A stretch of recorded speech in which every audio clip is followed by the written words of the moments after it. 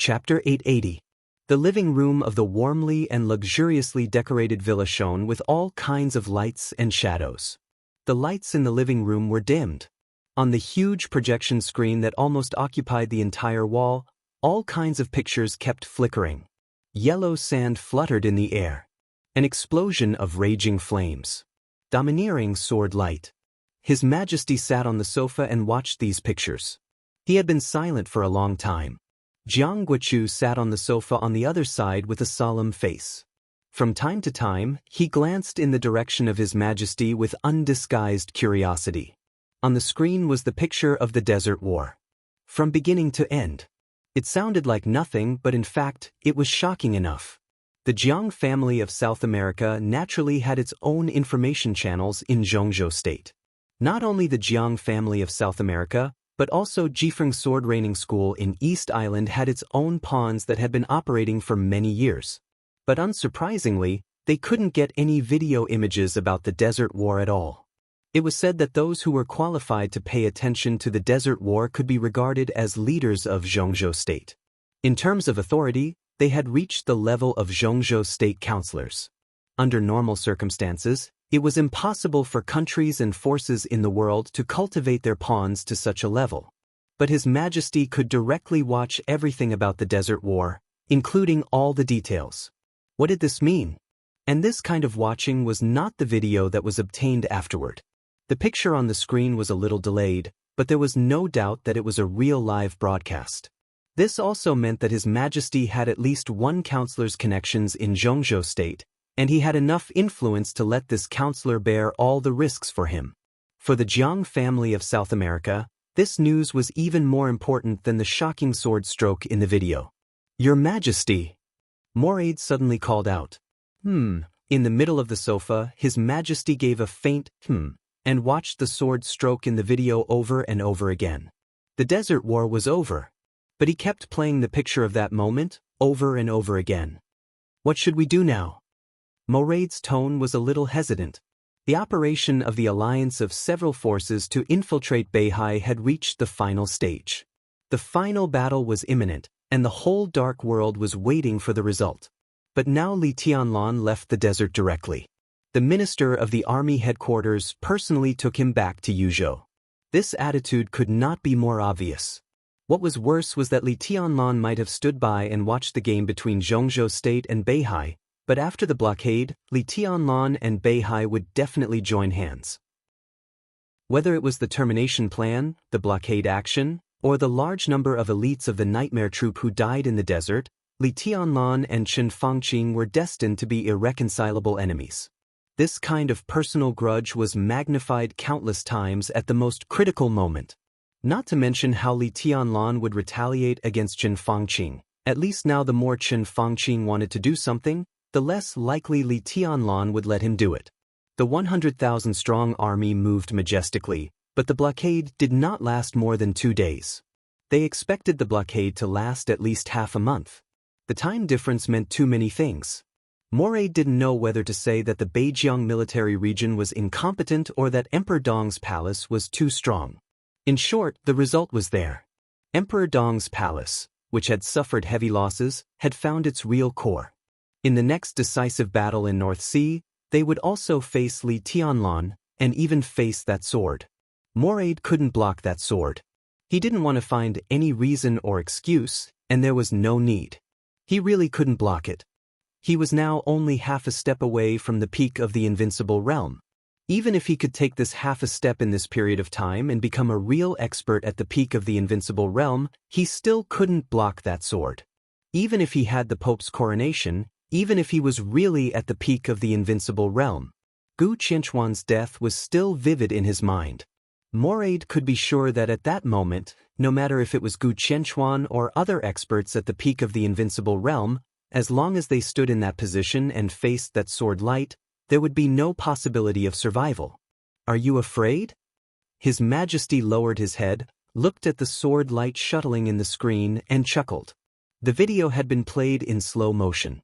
But the sword light on the screen was still like wind and lightning, insufferably arrogant. "I can't block this sword strike," Moraid said seriously. He was talking about the sword strike on the screen. The power of this sword strike was not as good as the eternal sword strike that injured the Chosen One in Eastern Europe. It was also not as good as the sword strike that the unidentified Chosen One made against Mount Dibbing about a year ago. But in terms of scene, this sword strike could be said to be the most gorgeous. This sword flew thousands of miles, rushed through mountains, rivers, and seas, tore up the ambitious team, the steel torrent, and tens of thousands of troops. After its power continued to weaken, it still killed Gu Qianxuan, who was holding a murderous weapon, in a flash. It could still kill someone at the peak of the invincible realm. Moraid couldn't block this sword strike from a distance.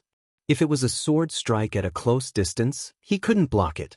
If you can't block it, then you can't block it. You don't need to block it. His Majesty's voice was gentle. And the state of this sword is a bit special. It can be regarded as a murderous weapon. Its power will only get weaker and weaker. It is not as terrible as you think. At this stage, in my opinion, Li Tianlan is the most terrible. Moraid wanted to say something but stopped on second thought. His Majesty seemed to know what he wanted to ask. He glanced at him and said quietly, "The final battle will continue. If this sword strike really appears on the battlefield, I will deal with it." His tone was flat and casual. Thinking of His Majesty's strange domain, Moraid calmed down slightly.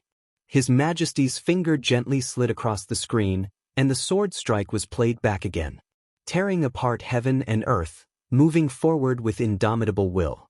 His Majesty's eyes were fixed on the sword light. The curve of his mouth was still there, but his eyes were full of disgust. Little by little, the pain that seemed to come from the depths of his memory gradually spread all over his body. His body trembled subconsciously, as if there were countless sword energy penetrating his body. The vague clouds and starlight shrouded him. He closed his eyes, smiled a little ferociously, and murmured, "Wuxia, it's been a long time." The sword light was reflected in the eyes of many people. His Majesty watched it again. Wang Xianxia was also watching it. For anyone who aspired to the end of martial arts, that sword light could be regarded as the most beautiful scenery in the world. His Majesty's eyes were full of disgust. But Wang Xianxiao's eyes were full of appreciation. That kind of look was not surprise or shock, but pure appreciation. It was undisguised, unreserved, and with a little excitement. Phoenix sat next to him and could clearly see the emotions in her nephew's eyes. To be exact, it was as if he was looking at something that belonged to him and expressing his joy. "You want that sword?" Phoenix said slowly. It was not a question. It was a statement without any emotional ups and downs. "That was my sword in the first place." Wang Xianxiao turned to look at her and said with a soft smile, "Or it is the sword of the Wang family of Beihai, the invincible sword in the world, strong beyond imagination." When did the sword of the Wang family of Beihai recognize an outsider as its master? Phoenix's voice was a little sarcastic. Wang Xianxiao didn't care. He seemed to have adapted to this aunt's cynicism toward the Wang family of Beihai. He looked at the screen quietly and said calmly, "It doesn't matter. What matters is that it will return to the Wang family of Beihai and become the foundation of the Wang family of Beihai's continued glory." "You are no match for Li Tianlan," Phoenix said calmly. "Far from it. You should know this yourself, so you want to take the sword. Where does your confidence come from?" "I'm not taking the sword." Wang Xianxiao shook his head, and his voice was a little stubborn. "That is the sword of the Wang family of Beihai. Now it should just go home." "Li Tianlan won't think so. If the invincible sword really goes to Beihai, do you think Li Tianlan will let you go?" Phoenix sneered. "Does Li Tianlan's attitude matter? What matters is that I have the right to take back what belongs to the Wang family of Beihai." Wang Xianxiao's voice was a little cold. He looked at the sword light on the screen and narrowed his eyes tightly. "With this sword I can sweep the world. What can Li Tianlan do if he is not satisfied? You are courting death." Phoenix sat up straight and said seriously. "Don't worry." Wang Xianxiao laughed. "Aunt, Li Tianlan is not an enemy. The ownership of Xinyuan Feng is not decided by Li Tianlan, nor by me. Its only result is to become a divine weapon of the Wang family of Beihai. As for Emperor Dong's palace, we will give enough compensation. What kind of compensation do you think can satisfy Li Tianlan's appetite? Phoenix shook her head. Wang Shengxiao was silent for a while, and then said quietly, a group. He paused and continued, a supergroup that can compete with the Southeast Group. Chapter 881.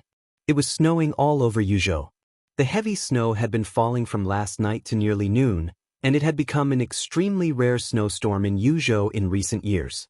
Li Tianlan stood in front of the French window in his bedroom, looking down at the large urban area. He looked casual and comfortable. The room was as warm as spring. Outside the window, it was snowing heavily. The wild snowstorm covered every street and every building in sight. The whole world was pale and quiet. The scene was extremely quiet, but also extremely vivid. Li Tianlan closed his eyes subconsciously. He had returned to Yuzhou last night, but he did not go to Prince Yong's mansion or the Bai family's manor. Instead, he chose a hotel on Chang'an Street. It was not that he treated Dongqing Wudi as an outsider. Prince Yong's mansion was originally his and Dongqing Rushi's wedding house. The Bai family chose the site and the Dongqing family paid for it. But now Dongqing Rushi was unconscious in Tian'an. If he lived there with Qin Weibai, he always felt that it was a little inappropriate. It was even more inappropriate to live in the Bai family. Qin Weibai also had a property in Yuzhou, but no one had cleaned it for a long time. In addition, Li Tianlan was going to the Hidden Dragon Sea today, so he simply found a hotel nearby to stay.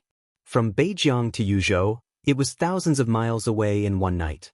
It seemed very unusual. But for Li Tianlan, it was a completely different world. In the desert, he was pure and quiet. He didn't need to think too much about anything. The only thing he needed to pursue was his own swordsmanship. And in Yuzhou, he was the palace lord of Emperor Dong's palace, the Emperor Dong of the Dark World. The Desert War had ended. The Beijiang military region and Emperor Dong's palace had tasted the bitter fruit that they didn't want to taste at all. The cruel reality was in front of him. Li Tianlan could already control his emotions. But he seemed to be still immersed in the state of raising swords in the desert, so that he still felt a little uncomfortable when he came to Yuzhou from the desert. He found it difficult to adapt to his current perspective of the world. It was an indescribable feeling. During Li Tianlan's 2 years in the desert, there had always been rumors in the Dark World that he was the #1 expert in the Dark World after Lin Fengting. Li Tianlan knew this. He wasn't sure if he felt pressure or how much pressure he felt. But it was undeniable that he had been making progress in the past 2 years. When he was about to break through the invincible realm, his progress in all aspects was limited to a certain height because of his body. Moreover, because he hadn't fought with anyone, he couldn't even tell how much he had improved. That year, Li Tianlan was less than 25 years old. It was really difficult for his body to support him officially entering the domain of the invincible realm. Therefore, in the process of nurturing the sword, he chose another direction of martial arts. Therefore, all the progress of the last 2 years has been completely and utterly unrestrained, in a most perfect way. Show it. The muddle-headed Li Tianlan didn't feel anything. However, when Xianyuan Feng entered the desert, when he became completely clear-minded and restrained his killing intent for the time being, when he returned to Yuzhou province and completely recovered his composure, he finally realized that something was different. The world might not have changed, but his perspective had changed. It was a kind of change that he had never thought of before. To be exact, it was a perspective of truly standing at the peak of personal strength in the Dark World. Everything in sight. Snow filled the sky, skyscrapers, dense streets, surging traffic, and a boundless world. All of this became extremely fragile in his eyes. It was so fragile that he could easily destroy everything with a flick of his finger. This feeling made Li Tianlan feel novel and scared. He had almost been suppressing his desire to destroy and fight, so that he could control himself to stand here quietly. The flying snowflakes hit the French windows, making a soft sound. The breeze blew through the falling snow, and all the sounds seemed to be infinitely magnified. His perception was almost extremely sharp. Li Tianlan shook his head hard, turned around, and quietly closed the curtains. On the bed, Qin Weibai gently turned over, made a lazy sound, and opened her eyes. "Why are you awake?" Li Tianlan sat on the edge of the bed and touched her hair. Qin Weibai shook her head and rolled her eyes at Li Tianlan. Her eyes were a little hazy and blurred. The pair of eyes that seemed to be always cold and indifferent were soft, enchanting, and captivating. She wrapped herself in a snow-white velvet quilt, put her white and tender arms on Li Tianlan's palm, and whispered, "Hug me."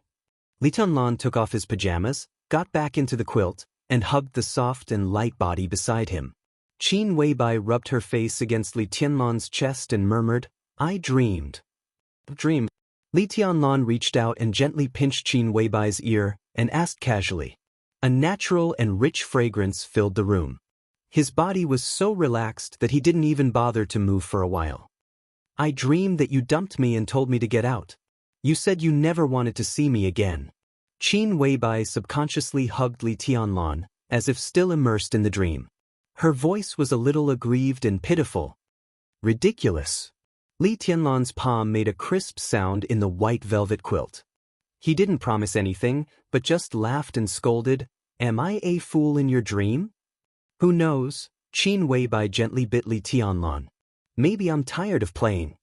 Li Tianlan sneered and looked down at Qin Weibai's cold and resentful face with a special blush. "I think you don't want to get out of bed today." "Don't." Qin Weibai screamed and seemed to wake up completely. She put one hand against Li Tianlan's chest and grabbed her clothes in a panic with the other hand. "I want to take a shower. I have an appointment today." "I can't." Li Tianlan raised his eyebrows and was about to say something when his phone suddenly rang. The phone is ringing. Answer the phone, be good." Qin Weibai pushed Li Tianlan and said in a soft voice. Li Tianlan shook his head and took the phone. For a moment, the soft peaks and the warm valley were far away from him. Qin Weibai put on her bathrobe, glared at Li Tianlan, and walked into the bathroom. Li Tianlan was a little annoyed. When he picked up the phone and heard the voice, his eyes became even colder. The voice on the other side of the phone was respectful, and it could even be said to be in fear and trepidation. "Hello, Your Highness Li Tianlan. I'm Little Yuan from the cabinet office." Just by listening to the voice, Li Tianlan could imagine the cautious picture on the other end of the phone. Li Tianlan smiled and said lightly, "Do I know you?" This sentence was direct and domineering, leaving no face for the other party. The cabinet office of Xianxia State. In terms of rank, this was a real governor-level agency. The so-called Little Yuan was not young at all, whether in age or rank. Although he was not the chief of the general office, he was the first deputy. His real job was the chief secretary of Qin Fangqing. In Xianxia State, he was definitely a sensitive and powerful figure. The other end of the phone did not speak for a long time, not knowing whether it was because of anger or fear. Li Tianlan did not bother to pay attention to it and hung up the phone. He looked at his watch, listened to the sound of running water in the bathroom, and slowly put on his clothes. The door of the bathroom was locked. Li Tianlan pushed it, but it did not open. "What?" Qin Weibai's fierce voice sounded, but it sounded without confidence. "I'm going to Hidden Dragon Sea," Li Tianlan said. The sound of running water in the bathroom was a little lower. Qin Weibai said, "I won't check out the room. I'll live here for the time being. What do you want to eat at noon?" "Whatever." Li Tianlan said indifferently, "I may not come back at noon, or I'll have lunch with the minister. I'll come back to pick you up then." Qin Weibai said, The door of the bathroom was gently pulled open. Qin Weibai's dreamy face was exposed because of the water vapor.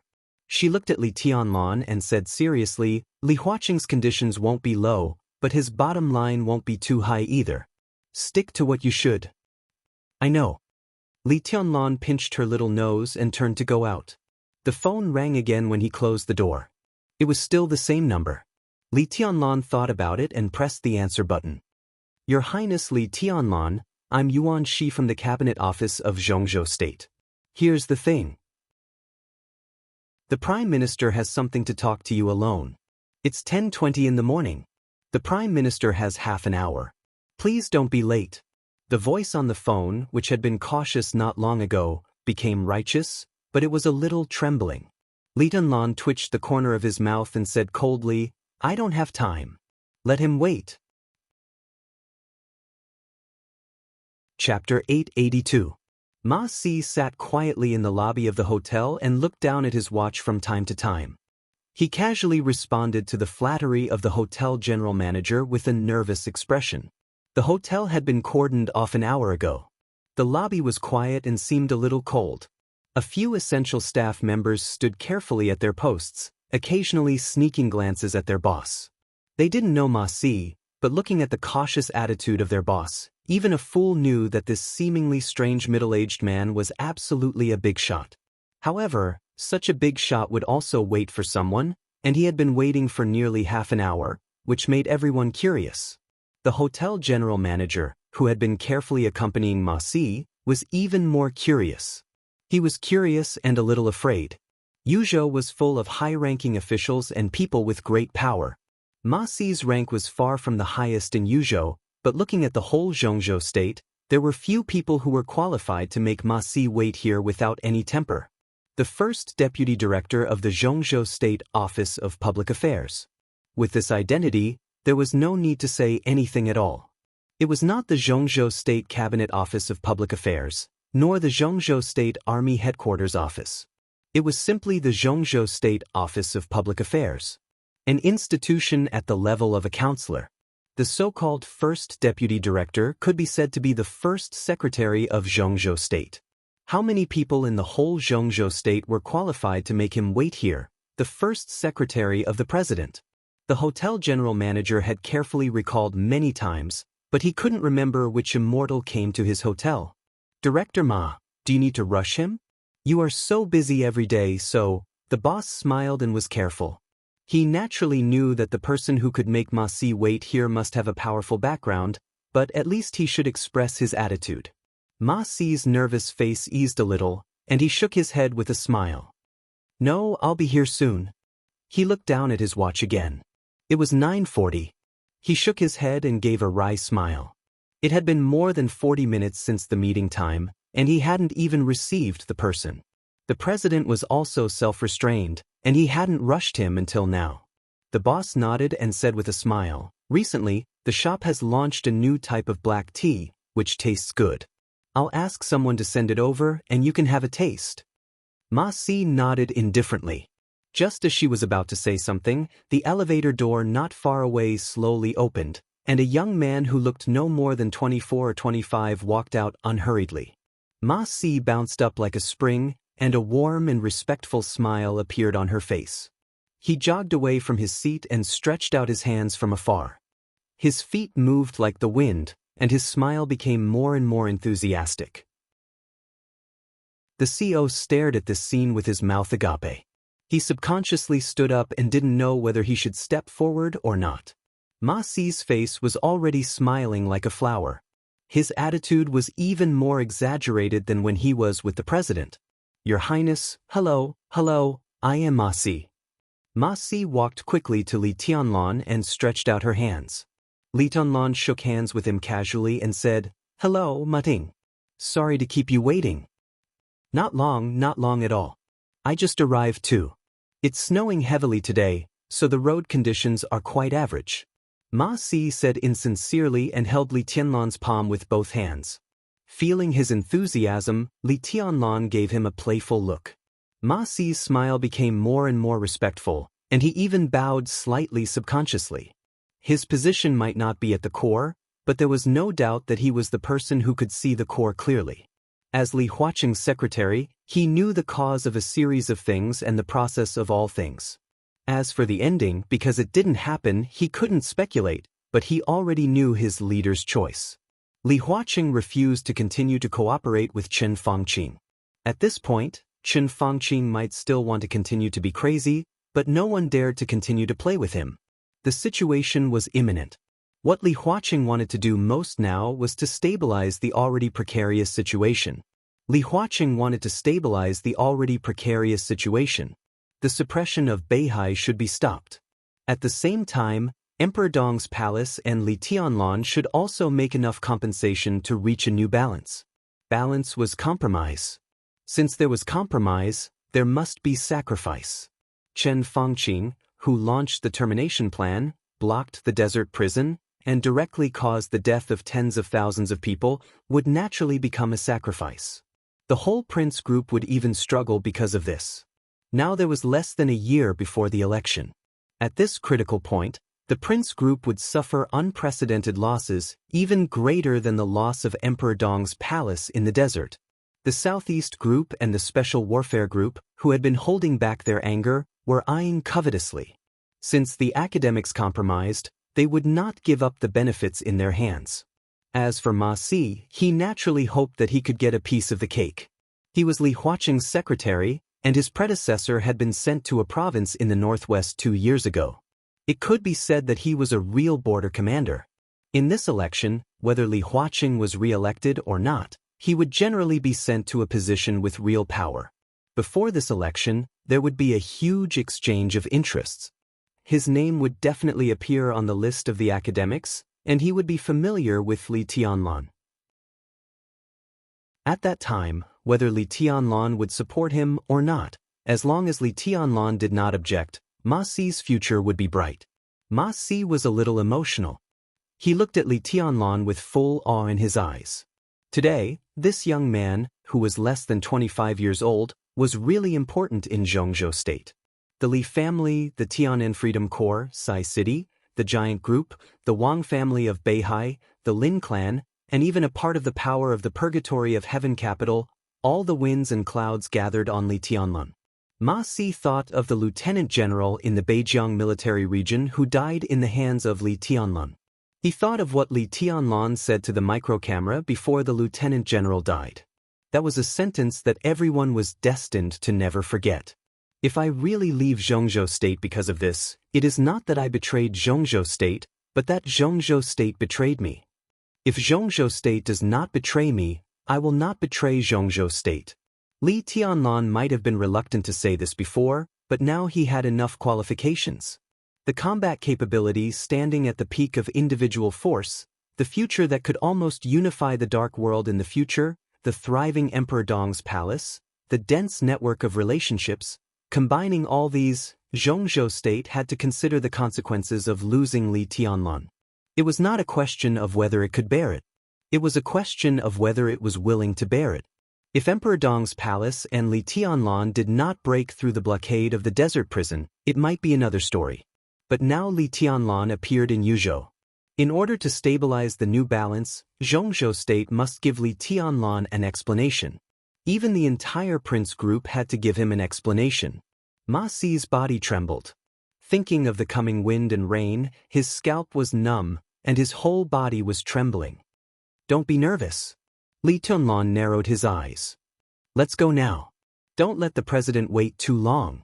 Yes, your highness is right.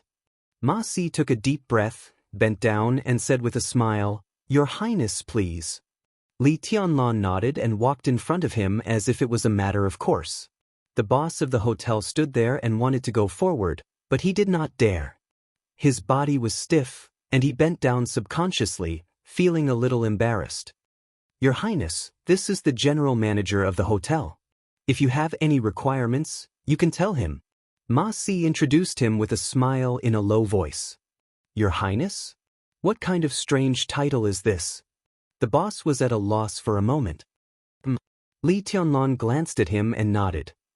My wife likes the red bean cake here very much. Yes, your highness. I'll arrange for it to be delivered to madam immediately. The CEO nodded subconsciously. Li Tianlan nodded, turned around, and walked out of the hotel lobby. The CEO remained. He bent over until Li Tianlan and Ma Si walked out of the hotel. Then he straightened up a little and wiped the cold sweat on his forehead. He did not know who this highness was, but this person's aura was too sharp. He looked ordinary, but standing in front of him, he almost couldn't breathe. It was not until his figure completely disappeared that the CEO suddenly remembered that because he was too nervous, he did not even introduce himself. It was snowing outside the hotel. Ma Si walked down the stairs of the hotel, took a few quick steps, and personally opened the door of the car with a red flag with a special license plate.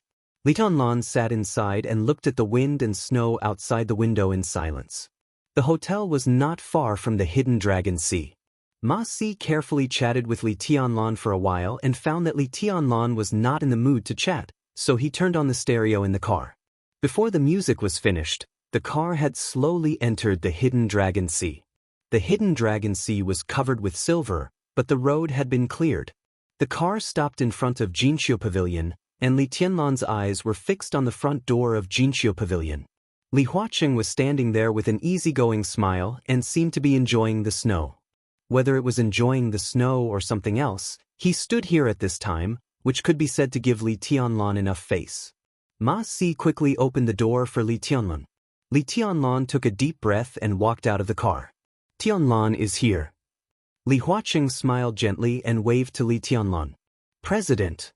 Li Tianlan nodded and looked seriously at the old man who seemed to leave a way out for himself at any time. His voice was a little cold. President, you are in a good mood. Li Huaqing laughed and walked over with a cigarette. The snow fell on him and dyed him with a faint layer of white. Li Tianlan raised his eyebrows slightly, and a sword in tent appeared beside him. As soft as the wind, it swept the white snow on Li Huaqing. It doesn't matter. Li Huaqing walked to Li Tianlan and took a drag of the cigarette. He looked up at the white snow in the air and said meaningfully, "This snow is very clean." Li Tianlan looked at him quietly and did not speak. Walk with me.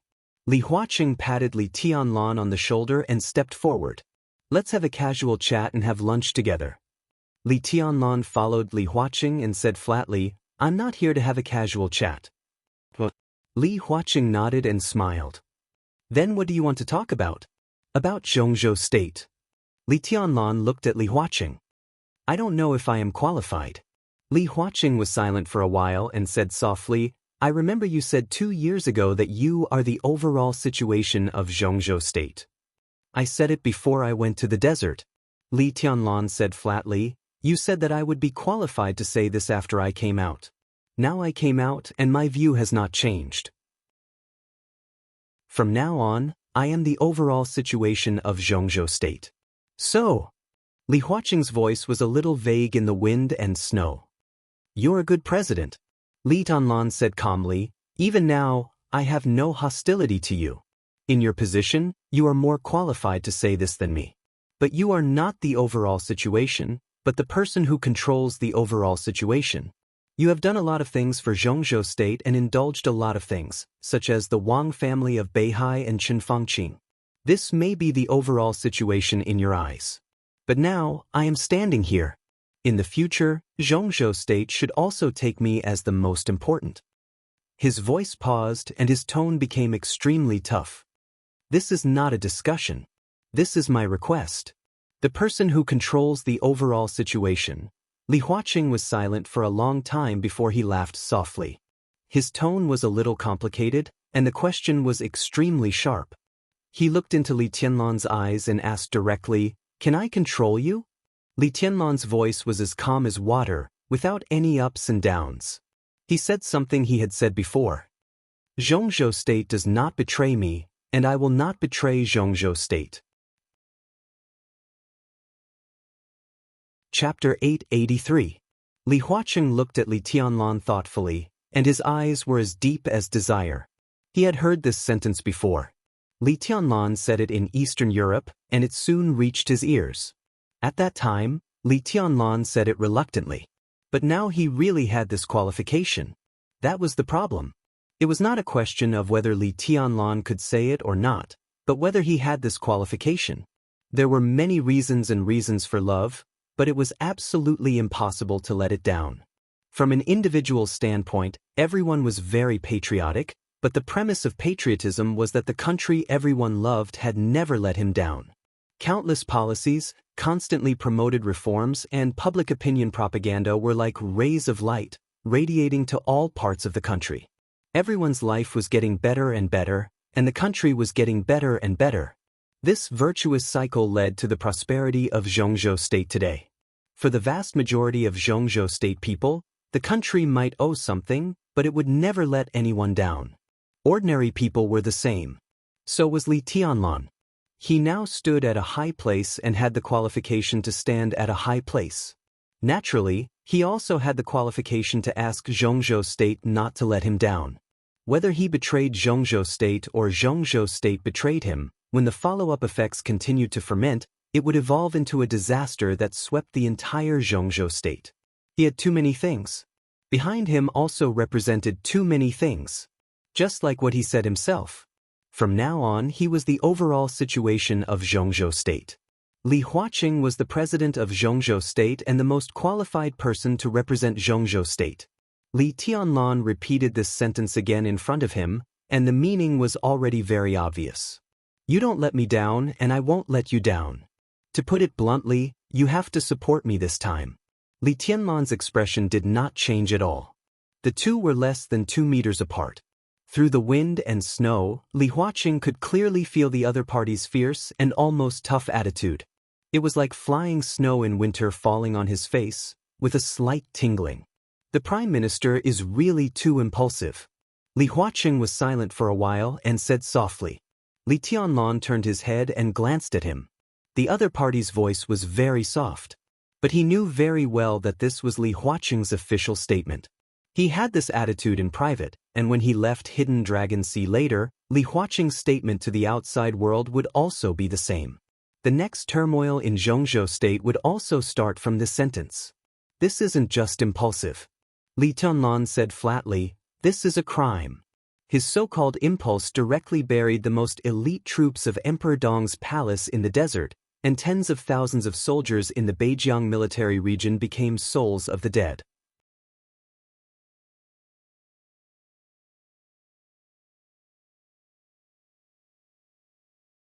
And on the matter of Hua Xingyang, the academics also needed the support of Li Tianlan and the giant group. Once the academics succeeded, the president and the prime minister of Xianxia State would be in the academics, and the academics would enter a period of real strength. Li Tianlan was expressionless and silent. When talking to a leader like Li Huaqing, the other party would not point out a lot of things. If he could not consider any point, he might suffer a loss. To be honest, Li Tianlan was really not used to this kind of communication. He had a headache talking for a while, but at least for the time being, he could not change anything. Li Huaqing quietly waited for Li Tianlan's answer. I don't need his apology. Li Tianlan thought for a long time and said slowly. Li Huaqing frowned slightly and waited patiently for a few seconds to make sure that Li Tianlan had finished what he wanted to say. He just didn't need to apologize. He didn't mention anything about the arrangement of the cabinet. If he didn't mention it, he wouldn't express his position. To be exact, he didn't agree. He didn't agree to let Hua Xingyang control the cabinet. Li Huaqing's eyes gradually became dignified. If it was before, Li Tianlan's will was not important at all. But at this time, if Li Tianlan said no to Hua Xingyang really couldn't do it. The war in the desert was over. Chen Fangqing had been in a desperate situation where there was no retreat. He was bound to fight desperately and use all his means to find some opportunities in the dying struggle.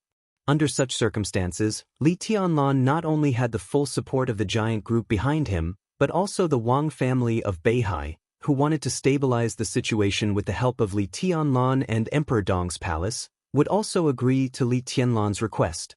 The honeymoon period between the giant group and the southeast group would not change at least before this election. If Li Tianlan said no, then, unless Li Huaqing was willing to join hands with the prince group to set off another game, it really wouldn't work. Fortunately, Li Tianlan didn't say yes, but he didn't say no either. Did this mean that there was still hope? He thought for a moment and said slowly, "What do you think about the Prime Minister?" This was undoubtedly a test. He started with Chen Fangqing and slowly transitioned to the cabinet to sound out Li Tianlan's conditions. For people at Li Huaqing's level, there was nothing that couldn't be discussed. It was nothing more than checks and balances from various perspectives. But Li Tianlan really didn't want Hua Xingyang to control the cabinet. It was impossible for him to agree to this matter. Perhaps in Li Huaqing's view, giving the giant group a director position was already very sincere, but Li Tianlan didn't think so. In Li Huaqing's mind, Wu Jingmin becoming a director was tantamount to adding a heavyweight position to the giant group. The current giant group belonged to Dongqing Wudi. The future belonged to Li Tianlan. All Dongqing Wudi's actions in the past 2 years showed this. But that wasn't what Li Tianlan wanted. What he wanted was a group of his own. There might be a group of people added from the giant group, but what he wanted was a brand new group that belonged to him, one that could help the giant group but could stand firm in Zhongzhou state on its own. For such a large group, a director position was necessary. In Li Tianlan's mind, the ideal candidate was also Wu Jingmin. Wu Jingmin was the best choice in terms of ability and experience. The only drawback was that he was a little old and could only serve for one more term. Li Tianlan hoped that Wu Jingmin could take this position, and naturally, he also hoped that he could use this term to formally build the structure of the new group. But if Hua Jingyang controlled the cabinet, and Li Huaqing was the president, Wu Jingmin's pressure could be imagined, and he wouldn't even have much room to play. Li Tianlan absolutely didn't want to see this situation. "I don't have any ideas." Li Tianlan shook his head slowly. It was not suitable for him to say too much to Li Huaqing today, and Li Huaqing wouldn't say too much to him either. This game that started 2 years ago had gone on until now. Although the situation was clear, the final result had not appeared. In other words, there were still many variables. The termination plan was exposed, and the desert war came to an end. Li Tianlan reappeared in Yuzhou, which was a stage victory. But no one could say that Chen Fangqing was really on the road to death. After all, the decisive battle in Beihai had not yet begun. If Chen Fangqing defeated the Wang family of Beihai in one fell swoop, the situation would undoubtedly become more complicated. But in the current situation, Chen Fangqing didn't have many chances. It was also because of this that Li Huaqing would meet Li Tianlan. What Li Tianlan needed was Li Huaqing's attitude. And Li Huaqing also gave a clear attitude. For Li Tianlan, this was enough. He still had too many things to consider about what the new group would be like. He looked at the flying snow in front of him and said calmly, "He did something I don't want to see, so I will naturally do something he doesn't want to see." "What is it?" Li Huaqing asked subconsciously. Li Tianlan laughed. In the wind and snow, his smiling face was a little cold and ferocious. His termination plan failed. "Do you think my termination plan will succeed?" Chapter 884. Deep Sea City, Nanyue Province. The lights shone in the conference room on the top floor of the skyscraper. The directors of the Haoyue group shook their heads and sighed as they walked out of the conference room. Some of them even had well-hidden resentment on their faces. The chairman of the Haoyue group, Qin Li, squinted at the directors who were leaving. His eyes were gloomy and his face was pale. "Chairman Qin." A woman in her 30s with an alluring figure and a mature temperament walked over with a folder in her arms. She wanted to say something but stopped. Chen Li looked at her anxious face, and he suddenly felt a wave of frustration in his heart. He picked up the teacup and took a big gulp of tea. After he thought he was mentally prepared, he nodded and said, "Go ahead." "There are some problems with the number 6 plot that was auctioned in Deep Sea City. The approval process can't be completed for now." The woman, who was both Chen Li's personal assistant and mistress, said cautiously, "Don't worry about the approval process. It's his business to start the construction ahead of schedule. I'll find someone to take care of it." Chen Li waved his hand impatiently. The assistant nodded and said softly, 3 hours ago, Malaysian groups stopped their cooperation with us at the same time. One of them has already paid the penalty fee."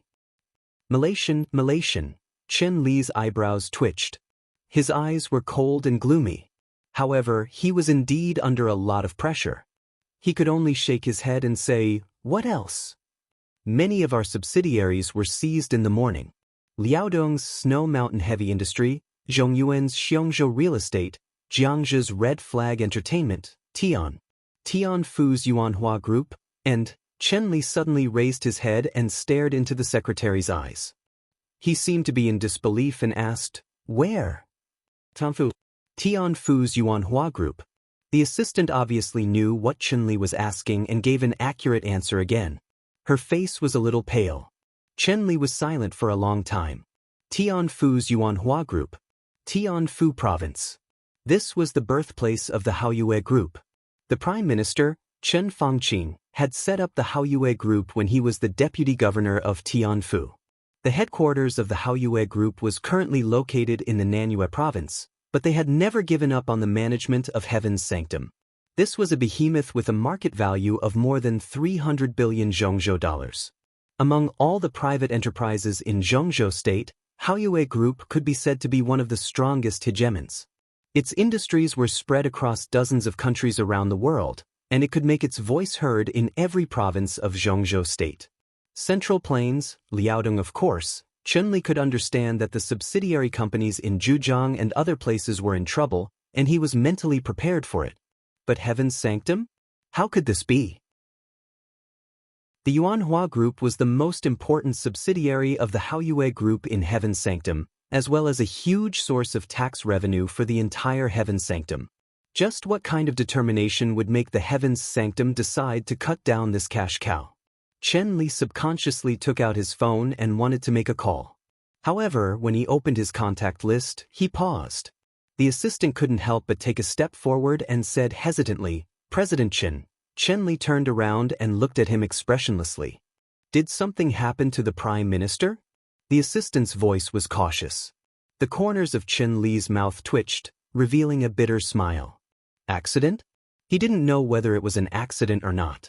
The assistant might not know some of the inside stories, but Chen Li naturally knew enough about the Desert War. He had never thought that Chen Fangqing, who was like a god in his mind, would one day be forced into such a situation by a young man. He was Chen Fangqing's nephew. His biological nephew. The Haoyue Group was founded with the support of Chen Fangqing. For many years, the Haoyue Group had been worthy of Zhongzhou State and didn't owe anything to the people. As one of the leading private enterprises, it also played a huge role and made a lot of contributions to the society. And Zhongzhou State also deserved its contributions. This was a win-win situation. But now, was the situation going to change? Chen Li silently put down his phone. He originally wanted to call Chen Fangqing, but he suddenly thought that if he handled this matter well, could he also relieve some of his uncle's pressure? Chen Li stood up, made up his mind, and said calmly, "Prepare the car. Let's go to Tianfu province." The assistant turned around and left in a hurry. Chen Li changed his clothes and went downstairs quietly. Chen Li's exclusive black Bentley had stopped in front of the group building. Chen Li sat in the car with the assistant. He unconsciously put one hand on the assistant's slender and elastic thigh in silk stockings and said calmly, "To the airport." The driver started the car. The car slowly left the Haoyue Group building, entered the road, and went straight to the airport expressway. Chen Li's palm gently slid on the assistant's thigh, and the assistant intimately moved closer to him. Chen Li closed his eyes and thought about the next situation. The assistant's phone rang.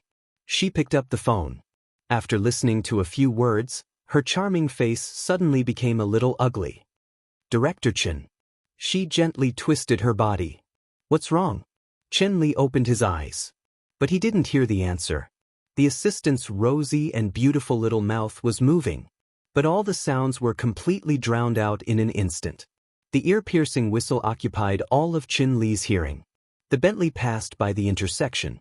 A truck that was originally waiting for the red light suddenly rushed over at full speed.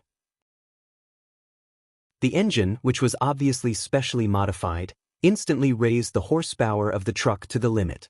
The ear-piercing whistle roared through the whole street. The truck had reached its limit of speed, and like a mad bull, it directly hit the Bentley. There was a loud bang. The body of the Bentley was completely sent flying in an instant. The huge impact completely deformed the car. The bulletproof car window suddenly shattered, and the car rolled from the air to the ground. The huge truck did not stop at all, and directly ran over the truck in a barbaric and almost brutal way. Blood splattered through the broken windows.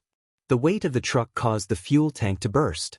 A loud explosion suddenly rang out on the streets of Deep Sea City. Flames soared into the sky. The Bentley and the truck were instantly turned into spare parts in the huge explosion. Huading, Jinjiang Commercial Building. A young woman in her early 20s walked out of the gate of the commercial building with a proud look on her face.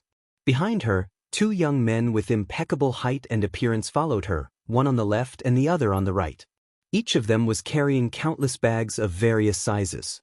Qin Shui, should we eat first? One of the boys asked cautiously.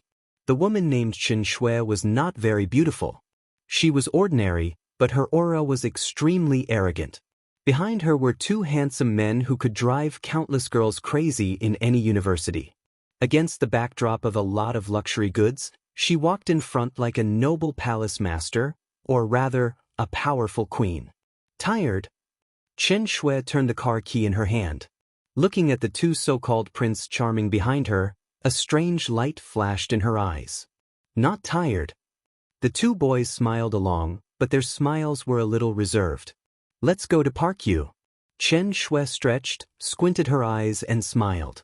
I'll eat first and then you can eat. This is your reward. Do you like it? Almost at the same time, the two boys thought of the big bed in the luxury suite of Park U Hotel. They felt a little awkward, but also a little excited, so they nodded subconsciously. Shui, her eyes were so moist that they seemed to be dripping water. With a little desire, she turned around and strode forward in her high heels. Hurry up, or there will be punishment. The two boys started to jog directly. The three of them walked quickly into the underground parking lot. Qin Shui sat in her Mercedes-Benz. The two boys were like bullied wives, squeezing in the back with a pile of luxury goods. The parking lot was very quiet. Qin Shui licked her lips and suddenly said softly, "Do you dare to do it here?" The two boys behind her suddenly breathed heavily. Qin Shui smiled charmingly. "I'm teasing you two fools." She inserted the key, started the car, and stepped on the accelerator. "Let's go, vroom," the sound of the engine sounded. Boom. A violent explosion suddenly blew up all the cars within a radius of more than 10 meters. The bodyguards near Qin Shui didn't even have time to react. The whole Mercedes-Benz burned fiercely in an instant. Qin Shui and the two boys let out a scream of extreme terror. The fire was raging. The super high temperature instantly melted the car and the people in it. Yuzhou, Hidden Dragon Sea. Li Huaqing looked at Li Tianlan with a solemn face. "What termination plan?" he asked slowly. "It's the termination plan." Li Tianlan said casually, "It's an old trick. It's not new at all. If Chen Fangqing can play, I can play, and the Wang family of Beihai can also play. Let's play together. Do you think Chen Fangqing can take it?" Li Huaqing took a deep breath, thinking about what might happen. He had a splitting headache. There are many ways to get back at him. "There's no need," Li Tianlan interrupted Li Huaqing directly. "I like it directly," he said slowly and took out his mobile phone. There was an unread text message on the mobile phone. The text message was an address. Li Tianlan smiled, reached out his hand, and gently flicked a snowflake in front of him. The tiny snowflake was completely broken in an instant. Li Huaqing heard an extremely sharp sound of the wind. Li Huaqing suddenly remembered that when he saw Li Tianlan today, he didn't see Li Tianlan's invincible sword, nor did he see the black windbreaker that should have been on him. Cabinet office. A middle-aged woman in her 40s slowly walked down the steps. Deputy Director Yuan personally sent her out and was saying something with a smile. The middle-aged woman's attitude was reserved and casual. She nodded slightly, looked at the snowflakes in the air, and whispered, "This snow is really clean." Deputy Director Yuan nodded and wanted to say something in agreement. But he opened his mouth, but no sound came out. The steps in front of the office seemed to become quiet for a moment. It was dead silent. Deputy Director Yuan froze and opened his mouth again. He wanted to speak, but there was no way to transmit any sound at all. An incomparably sharp sound of wind rang in his ears, tearing through space and tearing apart heaven and earth. The snowflakes in the sky gathered wildly in front of him and turned into a somewhat illusory figure. The middle-aged woman opened her mouth in horror and could not make any sound. The shadow condensed in the air and directly covered the middle-aged woman. "Ah!" A short scream sounded in an instant. In front of Deputy Director Yuan, the illusory figure shattered again. In an instant, countless snowflakes passed through the middle-aged woman's body. A large amount of blood suddenly dyed the snow in front of the office.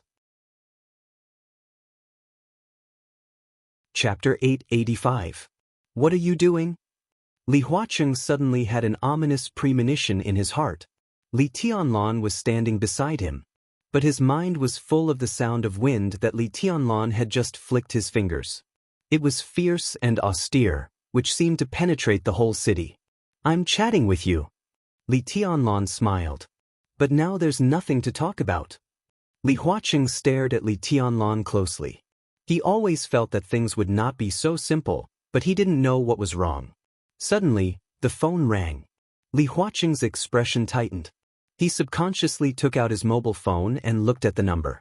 It was Ma Si. The ominous premonition in his heart grew stronger and stronger. He took a deep breath and answered the phone. President, something's wrong. Ma Si's voice came from the phone, and his tone was a little distorted.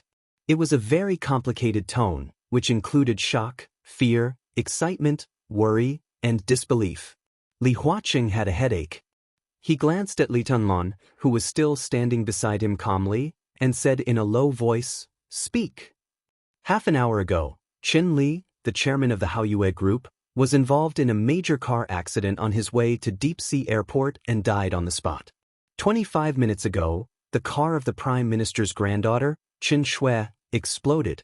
It seemed to be an accident caused by the spontaneous combustion of the car. The fire was very fierce.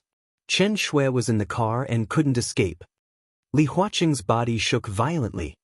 5 minutes ago, Ma Si's voice continued, Miss Chen Lijuan was killed in front of the cabinet office.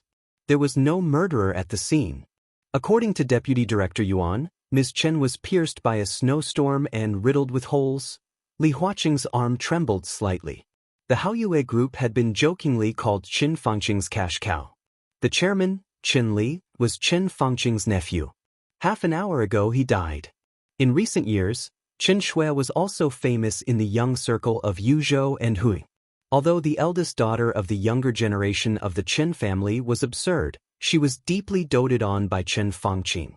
It could even be said that she was Chen Fangqing's favorite granddaughter. 20 minutes ago, she also died.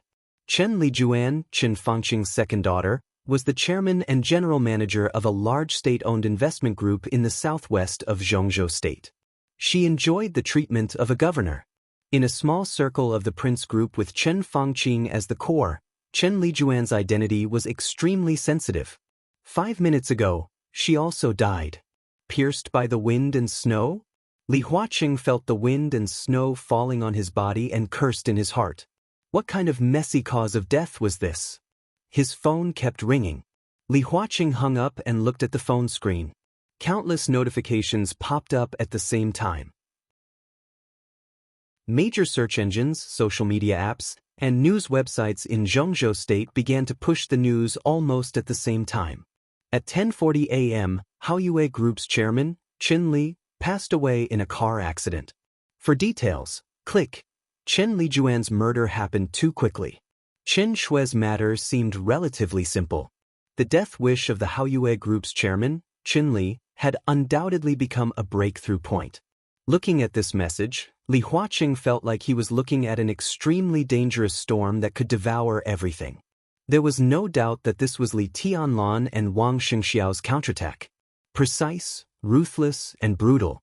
In a situation where no one was prepared, that storm blew up from the Haoyue Group, bringing with it a touch of ferocity that everyone could feel.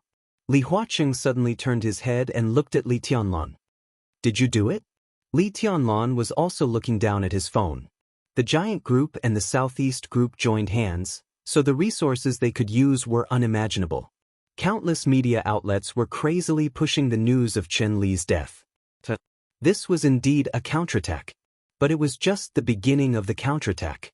In the next short period of time, countless news about the Haoyue Group would be exposed in the form of blockbuster bombs. And this was also a beginning.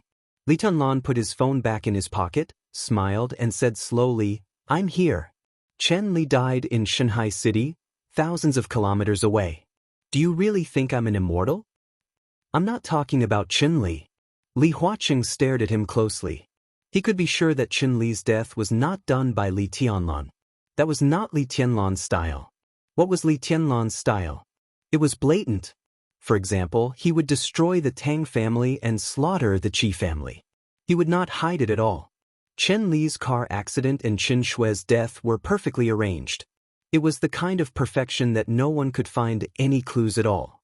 This was clearly the style of the Wang family of Beihai, or Wang Xingxiao's style after losing Wang Tianzong. Chen Lijuan's death was completely different. The wind and snow pierced into the body? As long as anyone was not stupid, they could basically guess that it was sword energy. In the Desert War, Li Tianlan had fully demonstrated the ability to kill people from a distance. Everyone would suspect Li Tianlan and even believe that it was done by Li Tianlan. Is it you or not? Li Huaqing growled in a low voice. The smile on Li Tianlan's face faded little by little. He looked at Li Huaqing and said expressionlessly, "If I hadn't investigated Chen Lijuan clearly, I would even think that she was your daughter." Li Huaqing's momentum stagnated. "You're supporting me now." Li Tianlan stared into Li Huaqing's eyes, and his voice was strong and cold. "Is this your way of revenge?" Li Huaqing sneered. "This is just the beginning." Li Tianlan said lightly. "What I said is that I will support you." Li Huaqing was silent for a long time before he spoke in a low voice. Li Tianlan raised his eyebrows. He found this sentence very interesting, and it was also very suitable for his current needs. Li Huaqing would support Li Tianlan. But it did not mean that he supported Li Tianlan now. Was he still leaving some leeway?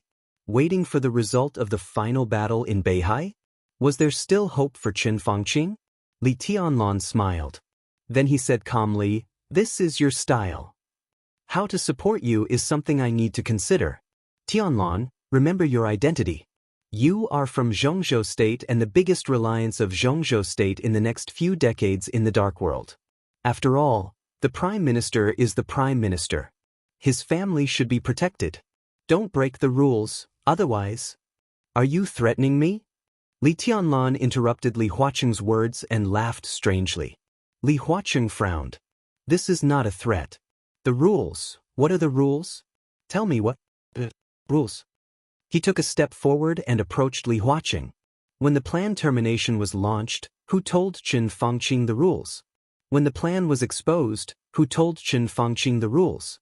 When the blockade was carried out and more than 1,000 soldiers of Emperor Dong's palace died in the desert, where were the rules? So you tell me, damn it. What rules? Li Huaqing did not move. Looking at Li Tianlan's eyes that were almost spitting fire, he did not give in at all. "I also told the Prime Minister this. Don't break the rules." Li Tianlan nodded and took a step back. But obviously he didn't listen. What a coincidence. Now I don't listen to what the rules are and how others treat me. That's how I treat others. What are the rules? In this matter, Li Tianlan suddenly turned his head. In the wind and snow, Chen Fangqing's figure appeared in the distance. Li Tianlan smiled. He tugged and said in a cold voice, "I am the rules." Li Huaqing took a deep breath and did not speak. He turned his head and also looked at Qin Fangqing, who was rushing from a distance. There was no image.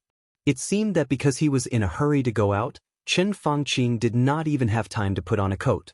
He was wearing a thin white shirt, and his hair was messy because of the wind and snow. His majestic face was no longer serious, but with unconcealed anger and killing intent. He strode in front of Li Tianlan and did not even look at Li Huaqing. Li Tianlan did not move and looked at him quietly. He looked at the culprit who almost destroyed Emperor Dong's palace. Chen Fangqing reached out and grabbed Li Tianlan's collar. His movement was powerful and manic, and his arms were shaking violently. Chen Fangqing pushed Li Tianlan against a tree. The trees shook. Countless snowflakes fell down. "Did you do it? Tell me, did you do it?" His eyes were red, and he stared at Li Tianlan like a beast that had lost its mind. Li Tianlan narrowed his eyes. Countless snowflakes fell through the treetops, landing on Qin Fangqing's body and his arms. The falling snowflakes were like swords. Blood appeared on Qin Fangqing's palms instantly. Those wounds were so small that no one could see them at all. But the tiny wounds accumulated to a terrifying number in an instant. Tiny drops of blood gushed out of Qin Fangqing's palms. The falling snow pierced into Chen Fangqing's sleeves, arms, chest, and back. In an instant, Chen Fangqing's upper body was covered with blood. Dark red blood stained his white shirt. It was a ghastly sight. Li Huaqing's face changed dramatically and he said angrily, "Li Dunlan, do you know what you are doing?" The snow was still falling. There were more and more bloodstains on Chen Fangqing's body. Li Huaqing's eyes became completely cold. If the Southeast Group and the Prince Group severely damaged Chen Fangqing's allies in the final battle of Beihai, he did not mind supporting Li Tianlan and re-establishing a balance. But the premise was that Li Tianlan was rational enough. But now Li Tianlan was obviously crazy. Chen Fangqing's nephew, daughter, and granddaughter were all dead. But now Li Tianlan dared to attack Chen Fangqing directly. This kind of reckless madness would inevitably lead to severe punishment by Zhongzhou state regardless of the consequences. If he really dared to kill Chen Fangqing here, Li Huaqing would make Li Tianlan pay the price anyway. It was about the dignity of the entire Zhongzhou state, and then no one could protect him. Chen Fangqing did not seem to feel the pain at all. Blood spread all over his body.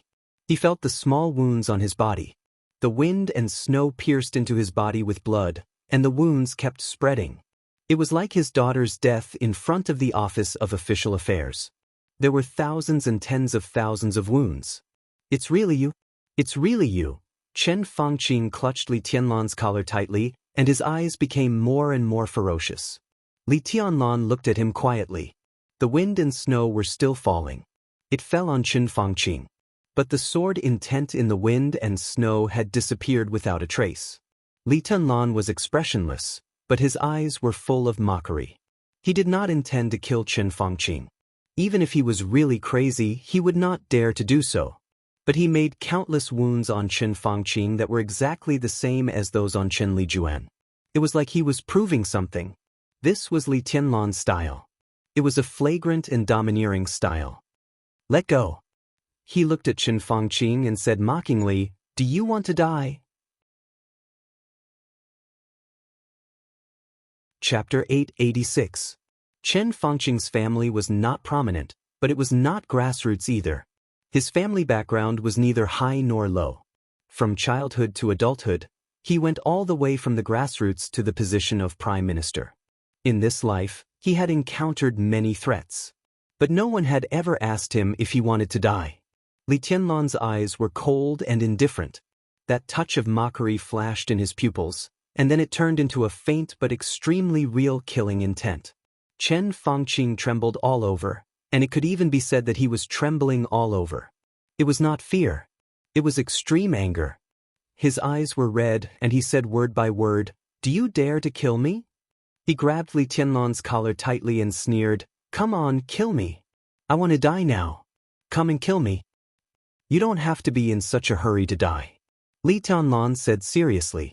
The snow in the air swirled wildly. The whistling wind surrounded Li Tianlan with snowflakes. Chen Fangqing's body was directly blown away by the wind and snow, and he staggered back a few meters.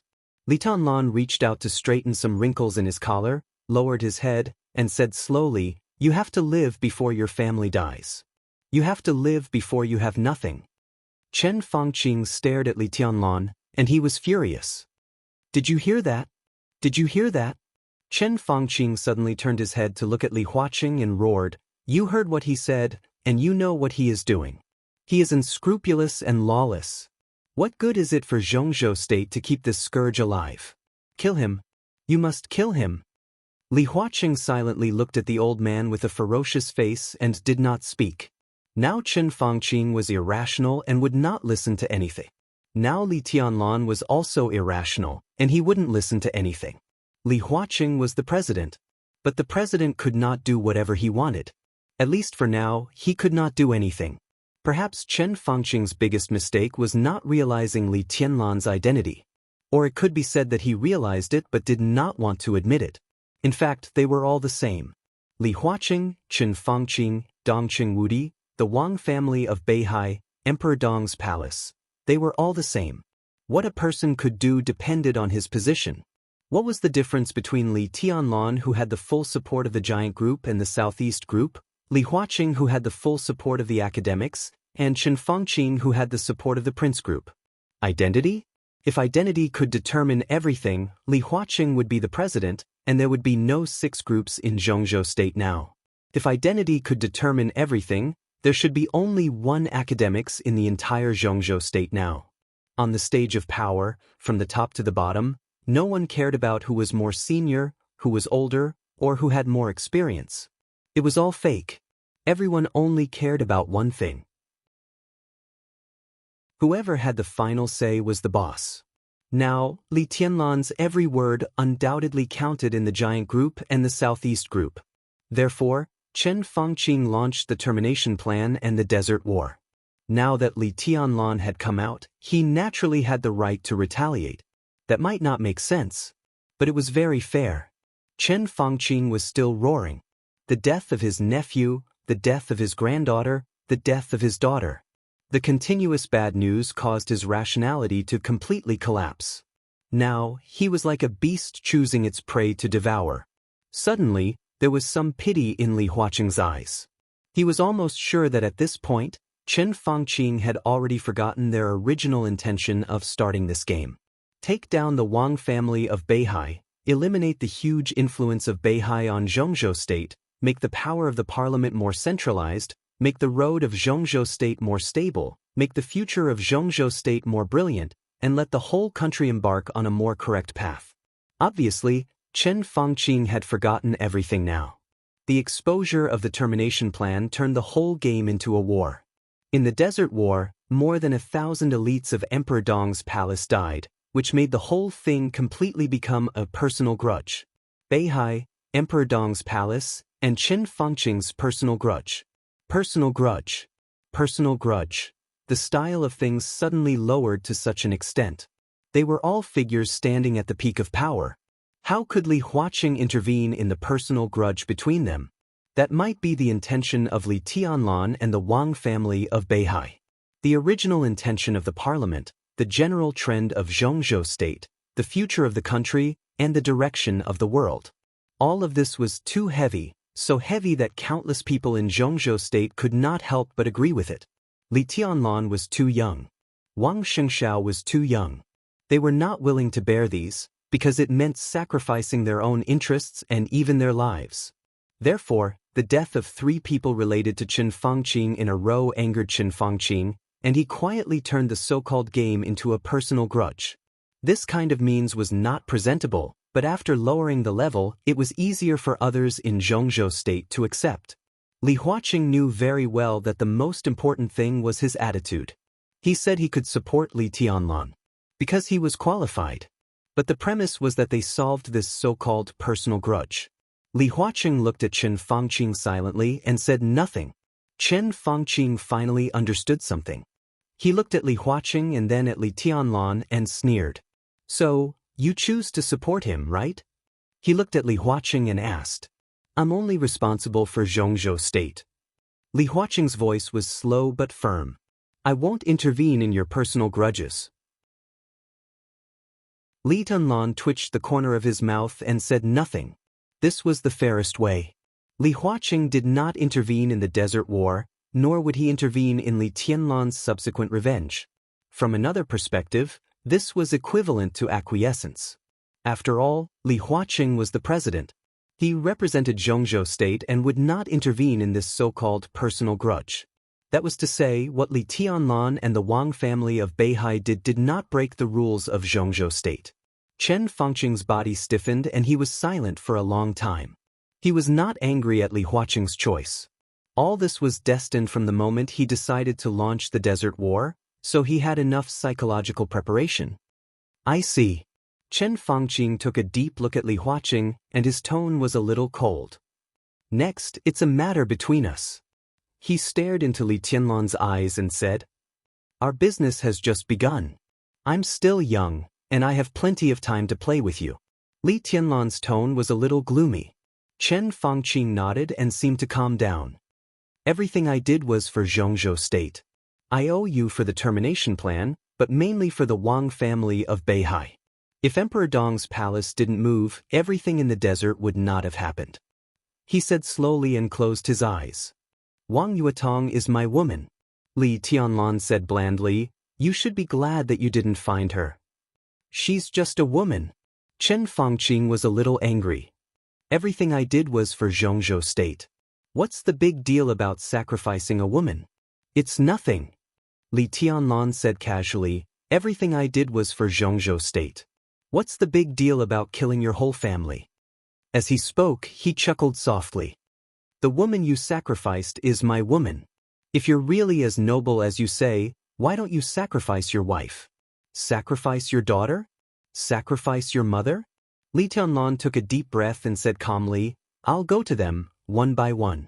The Qin family in the southwest, as long as they have a little relationship with you, none of them will survive. In the future, I will play my role in Zhongzhou State and contribute my strength to Zhongzhou State. With Emperor Dong's palace, Zhongzhou State will only be more glorious than it is now. So, for Zhongzhou State, please kill your whole family. You! Chen Fangqing pointed at Li Tianlan, his arm trembling violently. It's good that we've made it clear. From the perspective of your so-called big picture, you have your reasons and I have mine. If you don't want to hear enough, I can make up 100 reasons to let you die. But even if I make up 10,000 reasons, are you willing to die? So, none of these matters, is it? His voice was cold and calm. Chen Fangqing took a deep breath and pointed at Li Tianlan, unable to speak. Li Tianlan slowly turned around and looked at the hidden sea under the flying snow. He said quietly, the important thing is that now, you're my enemy, and I won't stop until you die. The bodies of Li Huaqing and Chen Fangqing shook violently and obviously at the same time. After Wang Tianzong's silence for 2 years, they finally heard the self-name that they disliked very much again. Li Tianlan. Li Tianlan in his 20s. Where did his confidence come from? Go back. Just wait for me to kill you. Li Tianlan said softly. Puff! The corner of Chen Fangqing's mouth moved. He seemed to want to say something, but as soon as he opened his mouth, a mouthful of blood suddenly spurted out of his mouth. Fresh blood fell on the snow-covered ground. It was a ghastly sight. Chen Fangqing, whose upper body was full of fine wounds, shook and looked at Li Tianlan unwillingly. His body slowly fell down. Li Tianlan frowned but did not move. Li Huaqing held Chen Fangqing's body. Prime Minister, calm down, relax, don't get excited. Chen Fangqing's eyelids twitched and slowly closed. Li Huaqing had no time to say anything to Li Tianlan and waved to someone not far away.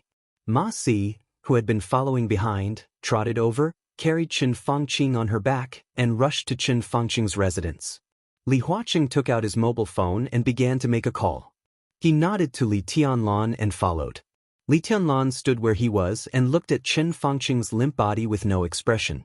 Li Tianlan could feel the rise and fall of his heartbeat. Chen Fangqing did not die. He was not in a coma. He pretended to be in a coma. There were many effects of pretending to be in a coma. Not to mention what the outside world would think of Li Tianlan after the matter here was spread out. At least some of the dissenting voices in the prince group that had begun to appear recently would stop temporarily. United against a common enemy? Li Tianlan sneered and muttered to himself, it's a little interesting. Outside Chen Fangqing's office, the guards rushed to Chen Fangqing the moment they saw Ma Si. Li Huaqing and Chen Fangqing's private doctors rushed over in a hurry. Looking at the blood on his body and the corner of his mouth, the 2 top doctors turned pale. There was no need to stop the bleeding. The countless wounds on Chen Fangqing's upper body were too small and had now healed automatically. The doctors were busy taking blood pressure and heart rate. The guards wanted to contact the hospital but were stopped by Chen Fangqing's private doctor. The doctor fed Chen Fangqing some medicine and was relieved when Chen Fangqing calmed down a little. Yuan Lin, the deputy director of the Office of Public Affairs, who had gone to the Office of Public Affairs to deal with some official affairs, had rushed back as soon as possible. Seeing this scene, he wiped the cold sweat on his forehead and politely sent everyone out. Li Huaqing and Ma Si did not say much and left with the private doctors. On the way back, Li Huaqing glanced at Hidden Sea. The young man who called himself the emperor had disappeared without a trace. He shook his head and sighed. Behind the huge office was a small, exquisite courtyard.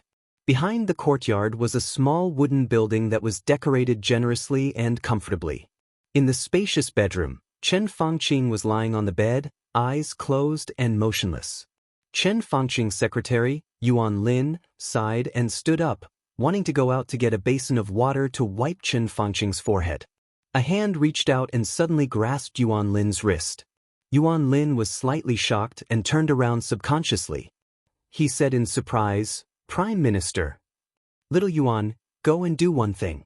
Chen Fangqing closed his eyes and did not open them. His voice was terrifyingly calm. "Go ahead." Yuan Lin took a deep breath and said respectfully, "Get in touch with someone." Chen Fangqing said softly. Yuan Lin nodded and approached Chen Fangqing, asking in a low voice, "Who?" Chapter 887. The Western restaurant near the top floor of the hotel was spacious and quiet. The red bean cake, steak, and ice cream here were all famous in Yuzhou. But it seemed that because of the heavy snow, the flow of customers was much less than usual. The sky in Yuzhou was very cold. However, burning gazes kept converging in the Western restaurant. Most of the eyes came from the guests in all corners of the restaurant and the waiters shuttling in the restaurant. Everyone's eyes would inadvertently sweep over a position near the window of the restaurant, then quickly shift their eyes, and then shift again. Qin Weibai sat there, like a dreamy and dazzling scenery. Her dark green dress outlined her slender and perfect figure, and her long hair casually spread out. Her sitting posture was elegant and quiet, and her exquisite and perfect face seemed to have been moisturized last night. There was still a slight blush on it, and it was tender and beautiful and flawless. Quiet, cold, lazy, noble and calm. Different people had different beauty in their eyes. This was a stunning young woman who could satisfy all the perfect fantasies of all men. It was a scenery, a dream, and a bright light that could hardly be looked at directly. Most people were secretly watching her. It was not that no one was shameless enough to strike up a conversation with her because of their so-called wealth, but no one could get within 5 meters of this dreamy young woman. A tall European woman exuding a wild charm stood behind her, standing 2 meters away from her. Anyone who tried to get close to her was blocked by this European woman. When she didn't need to move, she stood quietly behind the young woman, focused and almost devout, like a statue. Is everything normal in South America? Qin Weibai took a small bite of the cake, subconsciously licked the cream on her lips, narrowed her eyes, and seemed to be a little excited. Everything is normal.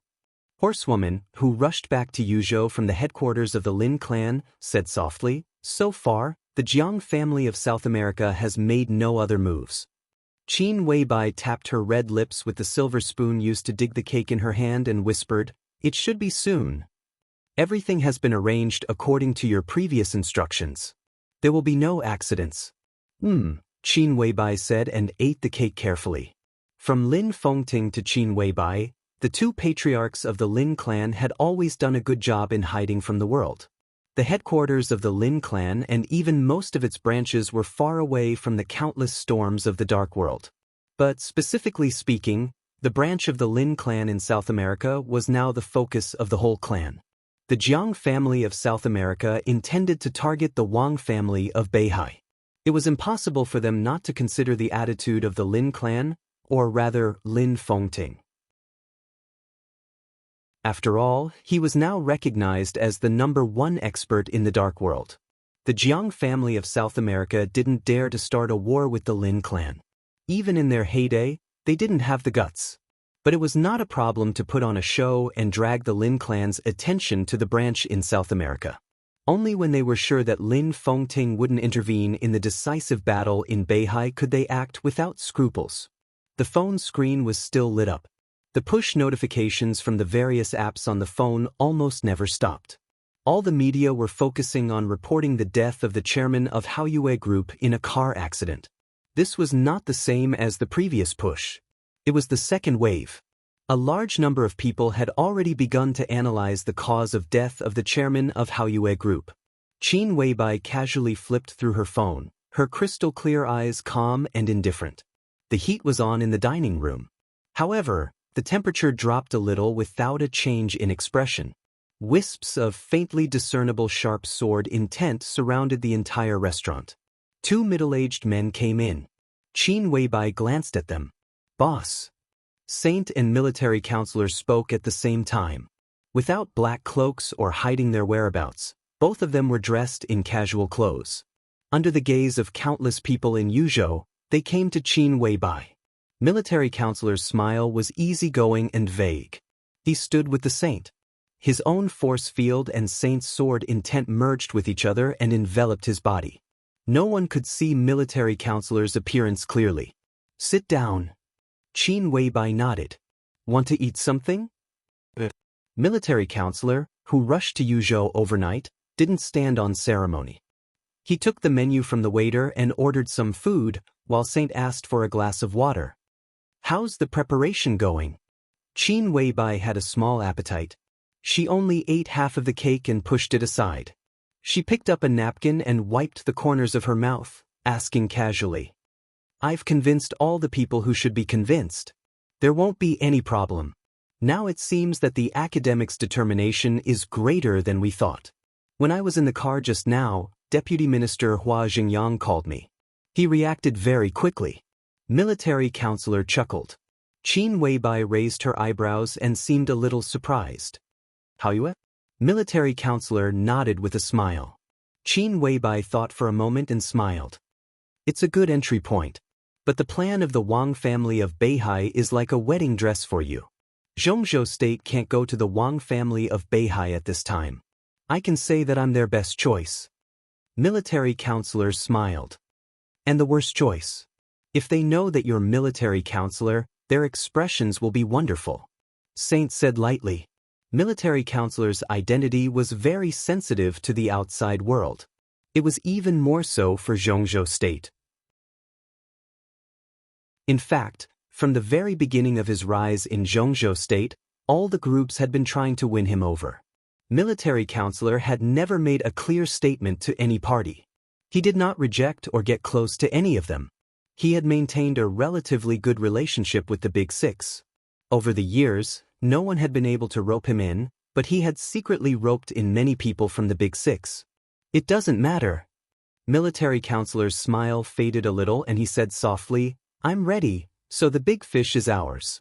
I eat the meat, and the Wang family of Beihai can at least drink the soup.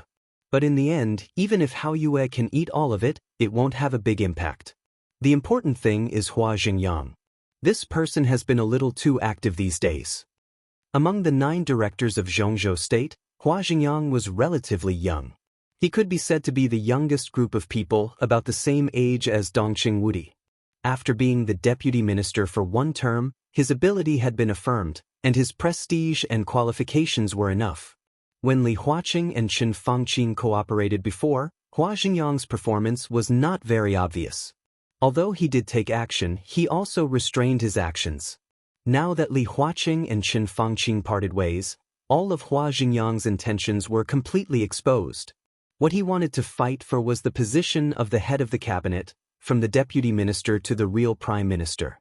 If there were no games between Zhongzhou State and Beihai, if there were no so many accidents, the position of prime minister should have been Wen Siyuan, the speaker of Beihai province. But now Beihai was in chaos, and Qin Fangqing was destined to retire. After Li Huaqing was confirmed to be re-elected, the position of the head of the cabinet, which had not been clearly owned, became a position that all parties were determined to get. Hua Xingyang could be said to be unique in his current position, and he had a great chance of getting the position. Li Huaqing would definitely fully support Hua Xingyang.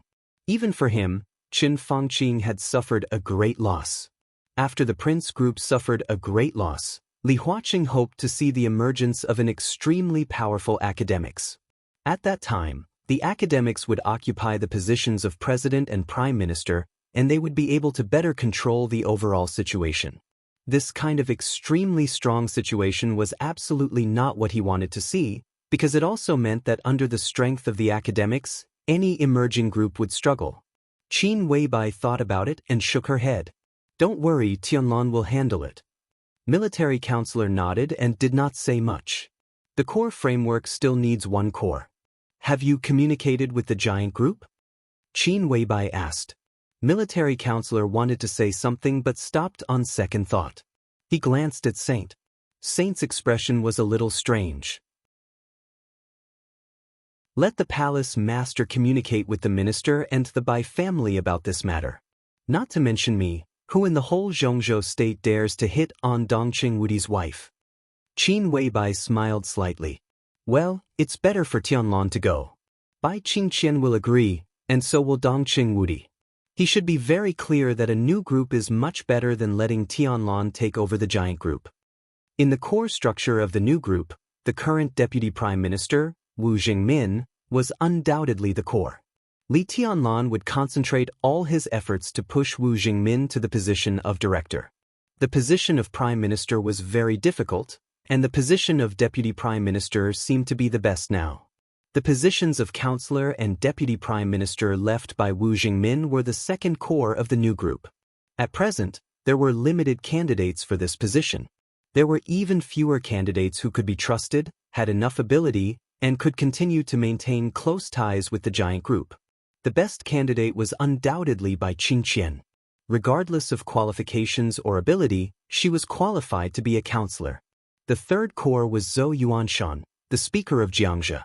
Wu Jingmin, Bai Qingqian, Zhou Yuanshan. These three people were enough to plan the future of the new group for at least 20 years. The peak period of the new group would also be when Zhou Yuanshan reached the top 20 years later. The Dongqing clan had unconditionally supported Li Tianlan. With the addition of Bai Qingqian and Zhou Yuanshan, the core personnel of the three pillars of the giant group would enter the new group. This would also make it more convenient for the new group to absorb talents from the giant group, but it would not take over the system of the giant group. Everything was for the best. Indeed, the giant group is too loose. Although the cohesion has increased after the reshuffle, in the end, the main departments of the giant group are still the giants from all over Zhongzhou state. Each of them has different interests. If the palace master wants to control the giant group in the future, he will inevitably waste too much energy. It's better to turn the power in his hands into a new group. Qin Weibai turned to look at the wind and snow outside the window. The wind and snow swept through Yuzhou, covering the sky and covering the earth. There is less than a year left. She whispered to herself. The vigorous new group, Emperor Dong's palace that ruled the world, and Li Tianlan who was invincible in the world. All of this will become a reality in less than a year. It was no longer a plan. It was reality. Take down Chen Fangqing and disrupt the decisive battle in Beihai that he pushed at all costs. All of this was within his reach. Keep a close eye on Beihai. Qin Weibai whispered, do you have any exact news about those invincible realm experts? Tianhai Wuji and Yagyu Kurasumi have returned to East Island. Military counselor said calmly, the dark forces of East Island have been very active recently. They seem to have put a lot of effort into it. Wang Xiaoyao has also returned to Eastern Europe. He should be keeping an eye on Sai City at the border of Snow Country. Sidu Canggyue is stalled. All signs show that there must be a core behind the Jiang family of South America, East Island, Wang Xiaoyao, and the Vatican. In this alliance, there must be someone playing a position similar to the leader. But we have no clue who this person is. If this person really exists, he may cause us big trouble. It's nothing more than another version of Samsara Palace. Qin Weibai whispered, it's just that he is more tolerant than the palace master. And his purpose is more complicated. Boss, do you know who he is? Saint raised his eyebrows. Qin Weibai hesitated and whispered, I have a guess, but I'm not sure. A sharp look flashed in Saint's eyes. Since you have a guess, why don't alert him. You're definitely not his match now. His state is very special. It's probably equivalent to another state of Tianlan. Qin Weibai shook her head. If so, let His Highness do it in person, military counselor said half a sentence. He paused subconsciously. Qin Weibai looked at him quietly and didn't speak. She wasn't sure who the person hiding in the dark was, but she had some guesses. Similarly, the person hiding in the dark was not sure who Qin Weibai was now, but he would also have some guesses. If Qin Weibai's guess was wrong, it would be a mistake. But if she was right, what would happen? Qin Weibai frowned and whispered, "It's a little troublesome." Military counselor was silent for a while and quietly changed the topic. Jiang Guochu and Moraid's current whereabouts are unknown, but there are no invincible realm killers. There are signs that he seems to have entered Zhongzhou state. Qin Weibai's eyes suddenly froze. "Are you sure?" she asked softly. "I'm not very sure. This kind of invincible realm killer is the most difficult to grasp. It's almost impossible to find his trace. What I have now are some vague clues. I'm not even sure if he is in Zhongzhou state." Military counselor said with a bitter smile. Qin Weibai murmured thoughtfully, "If he is really in Zhongzhou state, what's his purpose? Who does he want to kill?" "To kill you," Saint said calmly. "That's the most likely reason. There's another person. At present, he's even more important than me." Qin Weibai said quietly. "Wang Yuetong." Military counselor and Saint looked at each other. Chen Fangqing's termination plan, didn't he give up his evil intentions? "They can't find Wang Yuetong." Military counselor said slowly. "Maybe it's because of this that you can't find the Jew." Qin Weibai looked at military counselor meaningfully and said word by word, "Find the Jew and use the method you think is the best." Military counselor smiled bitterly. He knew what Qin Weibai was hinting at. He sighed and shook his head, looking down at the steak that the waiter had just served. The medium-well steak was his favorite, but under Qin Weibai's gaze, the steak in front of him suddenly didn't taste good. The phone rang. Horsewoman standing behind Qin Weibai picked up the phone, handed it to Qin Weibai, and said softly, "It's His Highness." Qin Weibai's eyes softened. She took the phone and glanced at military counselor faintly. Military counselor subconsciously avoided Qin Weibai's eyes. He was so hungry that he completely lost his appetite. "Dunman, have you finished talking?" Qin Weibai answered the phone and smiled softly. "Yes." Li Tianlan's voice sounded a little vague. There was an extremely fierce wind coming from the phone. "I'm going to leave Yuzhou. I'll come back in the evening. I'm going to have dinner with the minister and Aunt Bai." "Where are you going?" Qin Weibai was a little curious. High in the sky, the bustling Yuzhou gradually receded under his feet. The wild wind and snow kept flying in front of Li Tianlan. The black windbreaker on him fluttered unscrupulously in the wind and snow high in the sky. The incomparably complex golden lines completely enveloped Li Tianlan like flames. The city receded under his feet. Li Tianlan went all the way north. He held the phone, narrowed his eyes, and whispered, "Sai City." Qin Weibai was silent for a while and said with some hidden bitterness, "Is it so urgent? I'm still waiting for you to have dinner with me." "It's urgent." Li Tianlan chuckled and said, "Race against time. Someone once killed an invincible realm expert with one shot from 10,000 meters away. Someone once established Heaven Capital with East Island as the foundation. Someone once judged the whole dark world with his own power. There had also been someone who had ended the Supreme Chosen One in the sky above Mormons. It was all in the past. The once magnificent era had passed. In his era, everything. He would do it himself.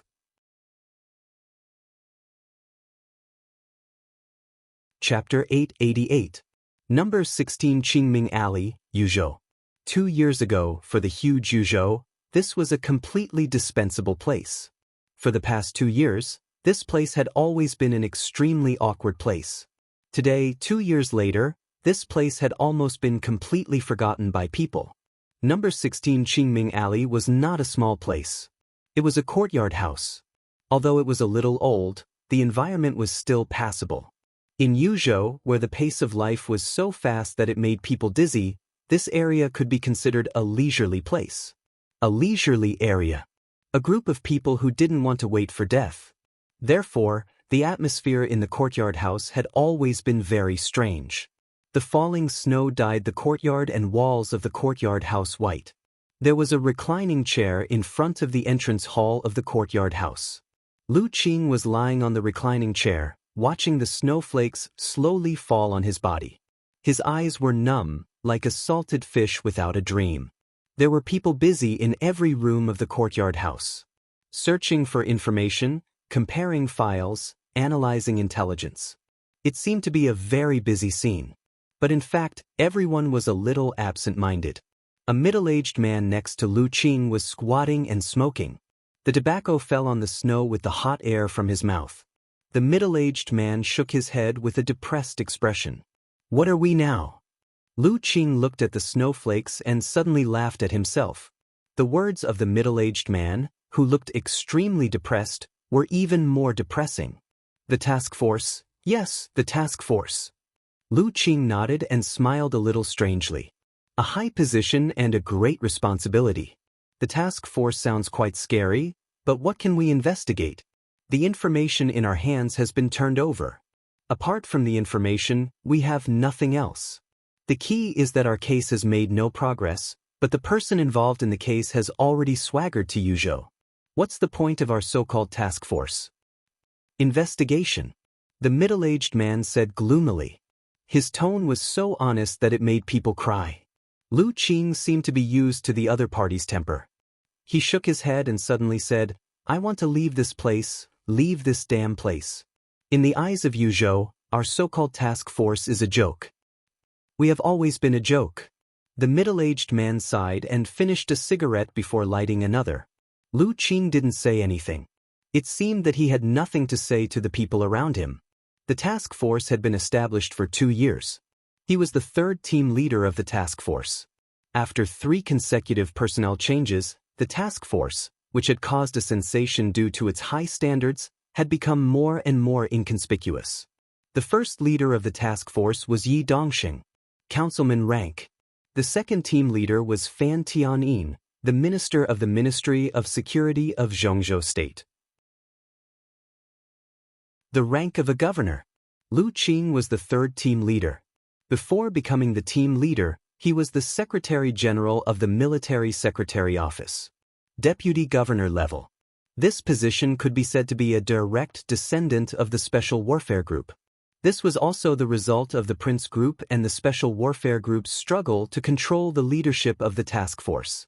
And there was only one thing they wanted to investigate. That was to investigate whether Qi Mulin's family, which had been wiped out by Li Tianlan, had committed treason and whether they had colluded with the Burning Legion. After Lu Qing became the leader of the task force, his only job was to prove that Qi Mulin had nothing to do with the Burning Legion. As long as he could prove this, then Li Tianlan's annihilation of the Qi family at that time would be a felony. Regardless of what would happen to Li Tianlan, at least he would have to stay in the desert prison for a few more years. No one could find any evidence of Qi Mulin colluding with the Burning Legion. But no one could find evidence to prove Qi Mulin's innocence. This so-called task force had no direction of investigation at the beginning. Moreover, neither Yi Dongxing nor Fan Tianyin paid much attention to this matter. This matter dragged on for almost 2 years. By the time Lu Qing came over, even if there was any previous evidence, it had been erased without a trace. This position was like a quagmire. Lu Qing was trapped in it on the first day he took office. There was no progress in the whole case since he became the team leader. Lu Qing often felt that he was a joke, and the task force was also a joke. They carried out the so-called investigation every day. Day after day, Lu Qing didn't even know whether the task force was seriously investigating or pretending. And now, the task force was not disbanded. There was no clear conclusion. Li Tianlan came directly to Yuzhou from the desert. He hadn't been in Yuzhou for a long time, but until now, no one in Zhongzhou State had raised any question about it. The existence of the task force seemed to have been completely forgotten. Lu Qing felt that he really seemed to have become a joke. He couldn't find any evidence, and he didn't know how long he would have to suffer in this courtyard house. He lay on the recliner, looking at the snowflakes in the sky, and said with numb eyes, "What do you want to eat for lunch? Instant noodles?" The middle-aged man who was smoking beside him looked depressed. He was different from Lu Qing. Lu Qing served as the team leader of the task force, and the Special Warfare Group had high hopes for him. They hoped that he could find some evidence that could directly hit Li Tianlan. He was shouldering a heavy burden. But with the departure of Yi Dongxing and Qin Fangqing, more and more people didn't take the task force seriously. Now the personnel transferred in were basically players who were not successful in various units. The middle-aged man's name was Li Liang. Before he came to the task force, he was the deputy director of a department of the police department. When he came, he also received a punishment. The others were roughly the same. For them, whether in their original units or in the task force, they were a joke, so it didn't matter where they were. Let's eat hot pot. Lu Qing felt the cold in the air, and his heart was also cold. He was from Xinan City, and at this time, he particularly missed the hot pot in his hometown. Are you treating? Li Liang raised his head and glanced at him. Do you want to drink at noon? Lu Qing looked a little annoyed. After a moment of silence, he said hoarsely, then let's eat instant noodles. Team leader is right. Let's eat hot pot. My treat. A hearty laugh suddenly rang out. A strong and burly figure walked in the door, and his voice was loud. Lu Qing's eyes narrowed and he said lightly, Director Gua, you're in a good mood. Gua Yu, the director of the intelligence department of the General Staff Department and the first deputy team leader of the task force. Under the situation that the General Staff Department was managed by Yi Dongxing, Gua Yu could be said to be Yi Dongxing's direct confidant. He was not pushed to be the deputy team leader of the task force, but he was here in name only and rarely appeared on weekdays. In other words, he still worked in the General Staff Department. The deputy team leader was a part-time job. And Lu Qing, no part-time job. Yes, I'm in a good mood. Gui Yu glanced at Lu Qing with a smile. Looking at his salted fish expression, Gui Yu's eyes were a little pitiful. He held the file in his hand and glanced at Lu Qing sympathetically. This team leader still didn't know what the file in his hand meant. Don't rush to eat, team leader. I have something important to report to you. Gui Yu stopped smiling and said with a serious face. Lu Qing was stunned, and then subconsciously sat up straight. There's progress in the case. Yes. Gui Yu nodded. The General Staff Department received some news that there's a major breakthrough in the case. He handed the file in his hand to Lu Qing and looked at him with more and more pity in his eyes. Lu Qing's hands and feet were cold, and his hand holding the file trembled a little. He didn't know what the so-called major breakthrough was.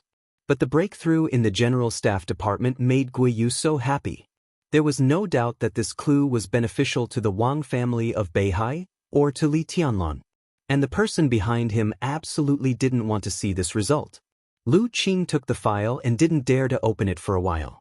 Lu Qing looked at him silently. He looked at his slightly trembling hand holding the file. Lu Qing lowered his head and opened the file little by little. Until this moment, he didn't know that maybe his hands would completely change the current situation of Zhongzhou State. The file was opened little by little. A confession that was obviously just recorded appeared in front of Lu Qing. The content of the confession was very long.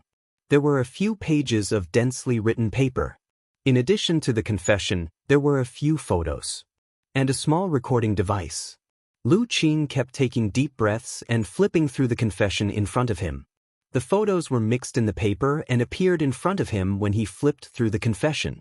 There was a middle-aged man in the photo. In front of the middle-aged man sat a dignified old man. Lu Qing's heart suddenly jumped. The huge pressure made him a little suffocated for a while. He stared at the photo in front of him and seemed to be a little unbelievable. He trembled and said, "Who is this?" Gui Yu knew what he was asking. There were two people in the photo. One of them didn't need to be asked, but the other needed to be explained. He smiled and said in a firm voice, "This person's code name is Black Eagle, a senior staff officer of the Burning Legion, a confidant of Legion Commander Ramelin, and one of the core military counselors of the Burning Legion."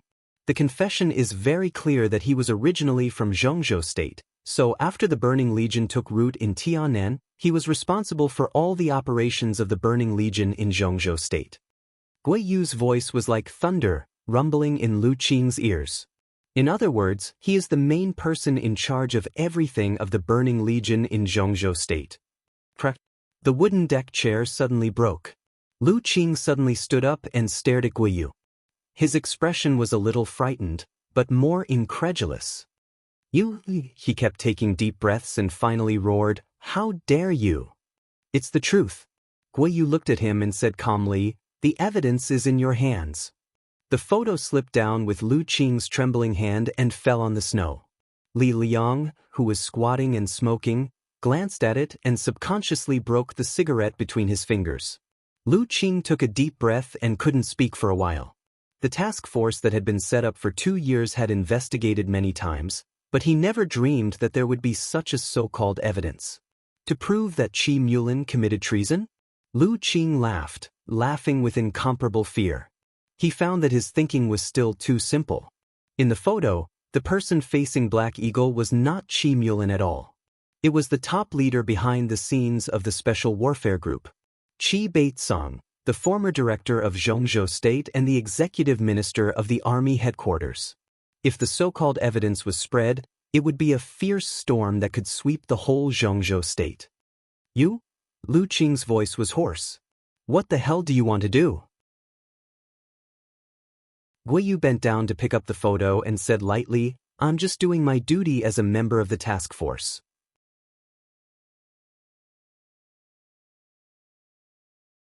Chapter 889. Lu Qing looked down at the confession in his hand. The paper of the confession swayed slightly with the movement of his arm. He only felt that all this was extremely absurd. The confession was very long. The content was detailed and explosive. The man codenamed Black Shadow explained a lot of problems from beginning to end. To be exact, it was a series of cooperation problems between the Burning Legion and the Special Warfare Battalion. The target was not Qi Mulin. It was not even Qi Baitsong. It was the whole Special Warfare Group. In the confession, Black Shadow said that the Burning Legion was Ramiro, the commander of the Burning Legion whom Qi Mulin met when he visited Africa. Then the cooperation between the two sides continued to deepen. As Emperor Dong's palace continued to develop and became a threat to Kunlun City, Gu Xingyun, the governor of Kunlun City, personally invited the Burning Legion to Tianan and asked Ramiro to severely damage Emperor Dong's palace. Then the Burning Legion entered Tianan and got the support of Annan State. The Burning Legion became a channel of communication between Kunlun City and Annan State. Up to now, the secret cooperation between the three parties had not stopped. In the past 2 years, Kunlun City had secretly leaked countless secrets of Zhongzhou State to the Burning Legion and Annan State. The confession was clear and concise. Even Lu Qing wasn't sure if this was true or not. True or false? It didn't matter. What mattered was that Guiyu had gotten the information through his own channels. In the case that no one could determine the authenticity, the photos, the confession, and these clues had to be handed in. Whether it was true or false, once these things entered the Hidden Dragon Sea, they were destined to cause an extremely violent storm. Lu Qing himself was a member of the Special Warfare Group. He was the patriarch of the task force, and he was destined to be the one to hand in these things. He was standing in the center of the storm. When the wind suddenly rose, he didn't even have the room to resist, and he would be torn to pieces by the storm immediately. Lu Qing raised his head and looked at Guiyu in front of him, his eyes dull. Guiyu looked at him calmly, as if thinking about something. It was snowing heavily. The atmosphere in the courtyard suddenly became subtle. Guiyu suddenly moved his body and said with a smile, "It is said that the team leader is an expert of the thunder-shocking realm?" Lu Qing said dully, "What do you want to say?" "A little weak." Guiyu chuckled and said, "The intelligence department of the General Staff Department is full of elites. Those who can get to the position of director are at least at the peak of the thunder-shocking realm. With the strength of the team leader, if he were in my place, he would at most be a section chief of a department." The corner of Lu Qing's mouth twitched. For a moment, he really wanted to kill him to keep his mouth shut. One Guiyu and a dozen or so idlers who were not welcomed by the various departments. It did not sound difficult. It was indeed not difficult. But the problem was that he was no match for Guiyu. "You caught Black Hawk?" Lu Qing asked in a low voice. "Yes, 3 days ago, we locked onto Black Hawk's whereabouts and captured him on the same day. These days, we have been secretly interrogating him. After getting his confession, I reported the news to General Yi and came here." Guiyu said calmly. Yi Dongxing was a member of Zhongzhou State, the deputy minister of the army headquarters, the chief of the general staff, and also the minister of the intelligence department. He could be said to be Guiyu's immediate superior. The news reached him. No matter what, it was impossible to suppress it. Lu Qing took a deep breath and said in a hoarse voice, "Where is that shadow now? Is he still in your military intelligence agency?" The General Staff Department should not deal with Black Shadow. So after getting this confession, we informed the Special Operations Bureau of Yuzhou. The director of the Special Operations Bureau came in person and took him away when I came. Lu Qing's heart sank slightly. The Special Operations Bureau of Yuzhou had always been within the sphere of influence of Kunlun City. After the Burning Legion raided Yuzhou, the former director was suspended and replaced by Drifting Cloud of Sai City. But because most of the people in the Special Operations Bureau were from Kunlun City, Drifting Cloud's work was not smooth. Since Sai City was not peaceful recently, Drifting Cloud resigned as the director of the Special Operations Bureau of Yuzhou and returned to Sai City with Situ Zhongyue. The new director of the Special Operations Bureau of Yuzhou was still a member of the Special Warfare Group and Gu Xingyun's confidant, named Gu Ci. The other party dared to hand Black Hawk over to the Special Operations Bureau of Yuzhou, which meant that he dared to hand Black Hawk over to the Special Warfare Group. What did it mean to hand over a witness who could testify that the leader of the Special Warfare Group committed treason to the Special Warfare Group? Was the other party fearless? Or were these confessions all true? Lu Qing's heart suddenly wavered. Once again, he recalled the contents of the confessions. Those contents clearly recorded Black Hawk's contact with Gu Xingyun and Qi Beizong. Some of them were even the original words. Gu Xingyun clearly expressed his uneasiness and irritation about the rise of Emperor Dong's palace. He thought of the cause of the rise of Kunlun City, but Li Tianlan, who had now reached the peak. The hatred was too deep, and there was no possibility of reconciliation. So Gu Xingyun mobilized the Burning Legion to raid Emperor Dong's palace in Tianan? How logical it was. Lu Qing even somewhat believed it himself. After all, the special warfare system was different from others. There were too many dark sides and unseen places in it. The vague rules meant that there were too many means that could be used. And Gu Xingyun was not that kind of person. A man who was waiting for death would do something and could do something when he saw Li Tianlan and the Li family rise from the ashes. Perhaps no one in Zhongzhou State would not believe this. Lu Qing was suddenly shocked and shook his head subconsciously. He actually began to doubt Gu Xingyun in his heart? Doubting his own leader? He took a deep breath, held the document, looked at Guiyu, and was in a dilemma. "Leader, maybe I should remind you," Guiyu said faintly. "General Yi also has a copy of this information at this time, but this is the work of our task force. I think we should take some initiative." Lu Qing's mouth was full of bitterness. The so-called initiative was nothing more than to hand in the information before Yi Dongxing handed it over to the parliament. As a capable general of the Special Warfare Group, he had to hand in the evidence of the group's treason. This feeling was almost the same as the feeling of forcibly destroying oneself in a situation where one was unwilling to do so. But the information was already in his hands, and it was absolutely impossible not to hand it over. The only choice he could make was who to hand over the information first. Lu Qing took a deep breath, clenched the information in his hand, and said in a deep voice, "I see." Guiyu grunted and looked at him, motionless. Lu Qing was a little angry, subconsciously raised his voice, and snorted coldly, "Prepare the car, go to the Hidden Dragon Sea." The car soon stopped at the gate of the courtyard. Lu Qing hurriedly got in the car with the information. The car started. "Go to the Hidden Dragon Sea," Lu Qing said in a low voice. "Slow down, don't worry." The driver responded, and the car slowly left the courtyard. Lu Qing picked up the phone and dialed a number. It was difficult for him to directly contact Gu Xingyun at his level. He was looking for Gu Fengbo, the deputy governor of Kunlun City. "What's the matter?" Gu Fengbo's phone was quickly connected. "Governor." Lu Qing managed to calm down and said in a hoarse voice, "Something is wrong." The General Staff Department caught an important figure of the Burning Legion, and he confessed some problems related to Kunlun City. "I am now on my way to the Hidden Dragon Sea." Yi Dongsheng also has a copy of the same information. You'd better tell His Highness to be mentally prepared. Gu Fengbo was silent for a long time and did not speak. Lu Qing's heart became more and more chaotic. From Gu Fengbo's silence, he seemed to have a premonition of the authenticity of the information in his hand. Suddenly, the small amount of information in his hand became more and more hot. What information? Gu Fengbo asked. It's a confession and a few photos.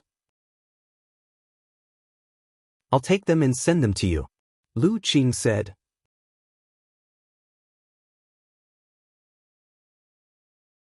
Chapter 890. There was a soft light in the almost luxurious study. The curtains were closed. One photo after another appeared on the screen connected to the mobile phone. Obviously, the photos taken by the mobile phone were placed on the screen. The content became a little blurred, but it was still clear. Because the photos were densely packed with words, the screen played very slowly. The photos rolled slowly one by one. The last one changed from words to images.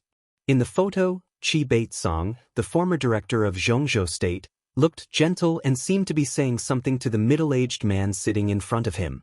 Gu Fengbo, the deputy governor of Kunlun City, sat on one side of the sofa, frowning. Gu Xingyun was facing the screen, watching all this silently, and kept silent for a long time. Yi Dongsheng also has the same information, and even the original of this information is in his hands. Lu Qing has no way. I guess this information has now reached the Hidden Dragon Sea. Gu Fengbo said in a deep voice. It's ridiculous. Gu Xingyun twitched the corner of his mouth, and his voice was cold. His words showed enough confidence. Lu Qing was undoubtedly a smart man. So the confession he took with his mobile phone was all the key parts. For example, Black Hawk said that Kunlun City asked the Burning Legion to enter Tianan to attack Emperor Dong's palace. For example, other things that Kunlun City asked the Burning Legion to do. For example, the initial contact between the Special Warfare Group and the Burning Legion. It even included some of the contents of the conspiracy between Qi Baitsong and Gu Xingyun when he met them. These contents were indeed detailed enough. But in Gu Xingyun's eyes, everything was absurd to the extreme. Except that the so-called motive was correct. Everything else seemed to be off the mark. The initial contact between the Burning Legion and Kunlun City was not like this at all. As for the conversation between the man with the code name Black Hawk and Qi Baitsong, it had never happened. Black Hawk said that he was the military counselor of the Burning Legion and an important figure in contact with Kunlun City on behalf of the Burning Legion.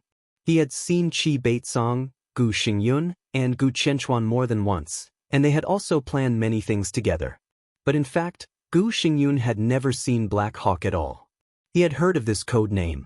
Within the Burning Legion, Black Hawk was not even a core figure of the Burning Legion.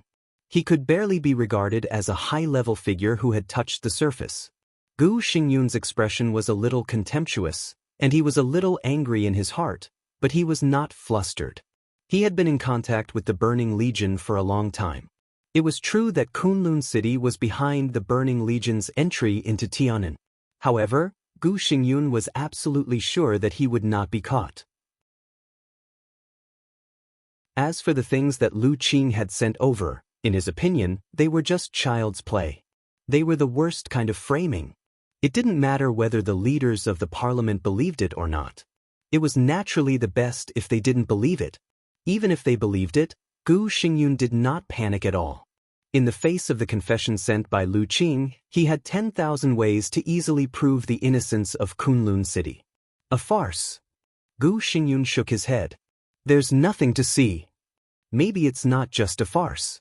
Gu Fengbo lowered his head and said thoughtfully, this may be a warning. Tell me what you think. Gu Xingyun looked at the screen in front of him and said calmly. Li Tianlan has just left the desert prison. It has been less than 24 hours since then, and this information suddenly appeared. What does this mean? Gu Fengbo laughed in a low voice. No matter what, this information is very important. If it can become a reality, it is indeed very important. Gu Xingyun said coldly. Li Tianlan entered the desert prison 2 years ago because he was guilty. The information that could prove Li Tianlan's innocence was extremely important. First of all, Li Tianlan had to get a firm foothold in leaving the prison. Everything that followed, including all of his revenge, could be carried out in a logical manner. Next, if there is no accident, Li Tianlan will pour all his firepower on the prince group. At this time, this information is obviously a warning to us not to interfere. If the information in the information, if it's really groundless, it can only prove that from the beginning, the Southeast group has been suspecting that the Burning Legion has something to do with Kunlun City, but there is no evidence. Now that they have taken out this information, they want us to be overwhelmed. It's hard for you and Minister Qi to fall down, but Qi Mulin must be the scapegoat this time. They want to prove from the Special Warfare Group that Li Tianlan eliminated the Qi family for the sake of the country. At the same time, they want to disgust us and warn us not to support the Prince Group. Gu Fenghua shook his head. Gu Xingyun snorted coldly. Why should Qi Mulin be the scapegoat? I can easily explain the things mentioned in the information. They can't convict me, and Qi Mulin is naturally innocent. Li Tianlan will still have a stain on him. Black Hawk. Gu Fenghua was silent for a while and said in a low voice, no one is sure how much Black Hawk knows. After all, he is a senior of the Burning Legion. Even if what he revealed can't threaten us, he himself is a variable. The Wang family of Beihai made up the so-called evidence crudely and didn't take it seriously. But who knows if they really have something? Even if what they have is far from the truth, it can still cause us great trouble. He picked up the teacup, took a sip, and said in a low voice, in fact, I think Beihai must have something, but now they have no time to care about us. Li Tianlan, Wang Shengshao, everyone is staring at the Prince Group, and we have become secondary. Take this opportunity to clear the suspicion of the Special Warfare Group, push Qi Mulin out, and prove Li Tianlan's innocence. Then this matter will be over. The Prince Group is obviously more tempting than us now, and... He paused, and his face was a little complicated with fear. As soon as Li Tianlan left the desert, he killed First Elder with one sword strike. If he didn't continue, Li Tianlan could kill Gu Qianchuan in a second, and naturally he could kill Kunlun City. Even if the Special Warfare Group didn't cooperate, Li Tianlan could force Gu Xingyun to bow down. At least under that sword light, Kunlun City was now at a disadvantage in terms of strength and force in the face of Emperor Dong's palace. Now Li Tianlan and Wang Xingshao only wanted to divide the interests of the Prince Group and didn't care about the Special Warfare Group.